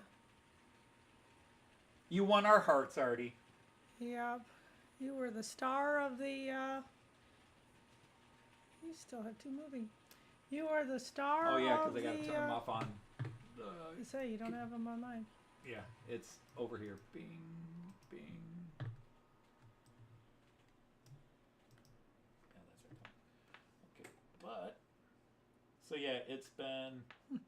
Click. But, you know, but again, when you try to follow the beat, because there are people who have imitated epic rap battles, but it's a bunch of guys, and it's like, how many times can they say the F word in a song? Mm-hmm. Or it becomes insults that 10-year-olds throw at each other.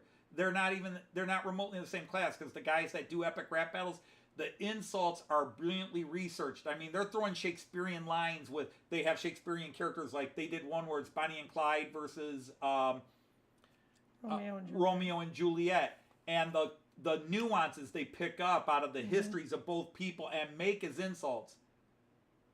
Because I'll do to your, you know, I'll do to your, what you did to your foot, referencing Clyde Barrow intentionally spiked his foot after getting raped in prison. And to know those subtle little nuances of history or lines from, you know, and pulling in the stuff from Shakespeare so accurate. I mean, they're brilliant, but the guys that imitate them can't do it. Mm-hmm. So, like, anybody can write a parody song. I mean, it's not like, you know, I don't consider but I think I do it well. And the fact that I narrow it to keeping it model train world related makes it a, WebSocket connection failed. Whoops, I just did something. Yeah, you did. I just closed that out. But anyhow, it is well past that time. We got to get going. Yeah. So, on behalf of the Cavern Club,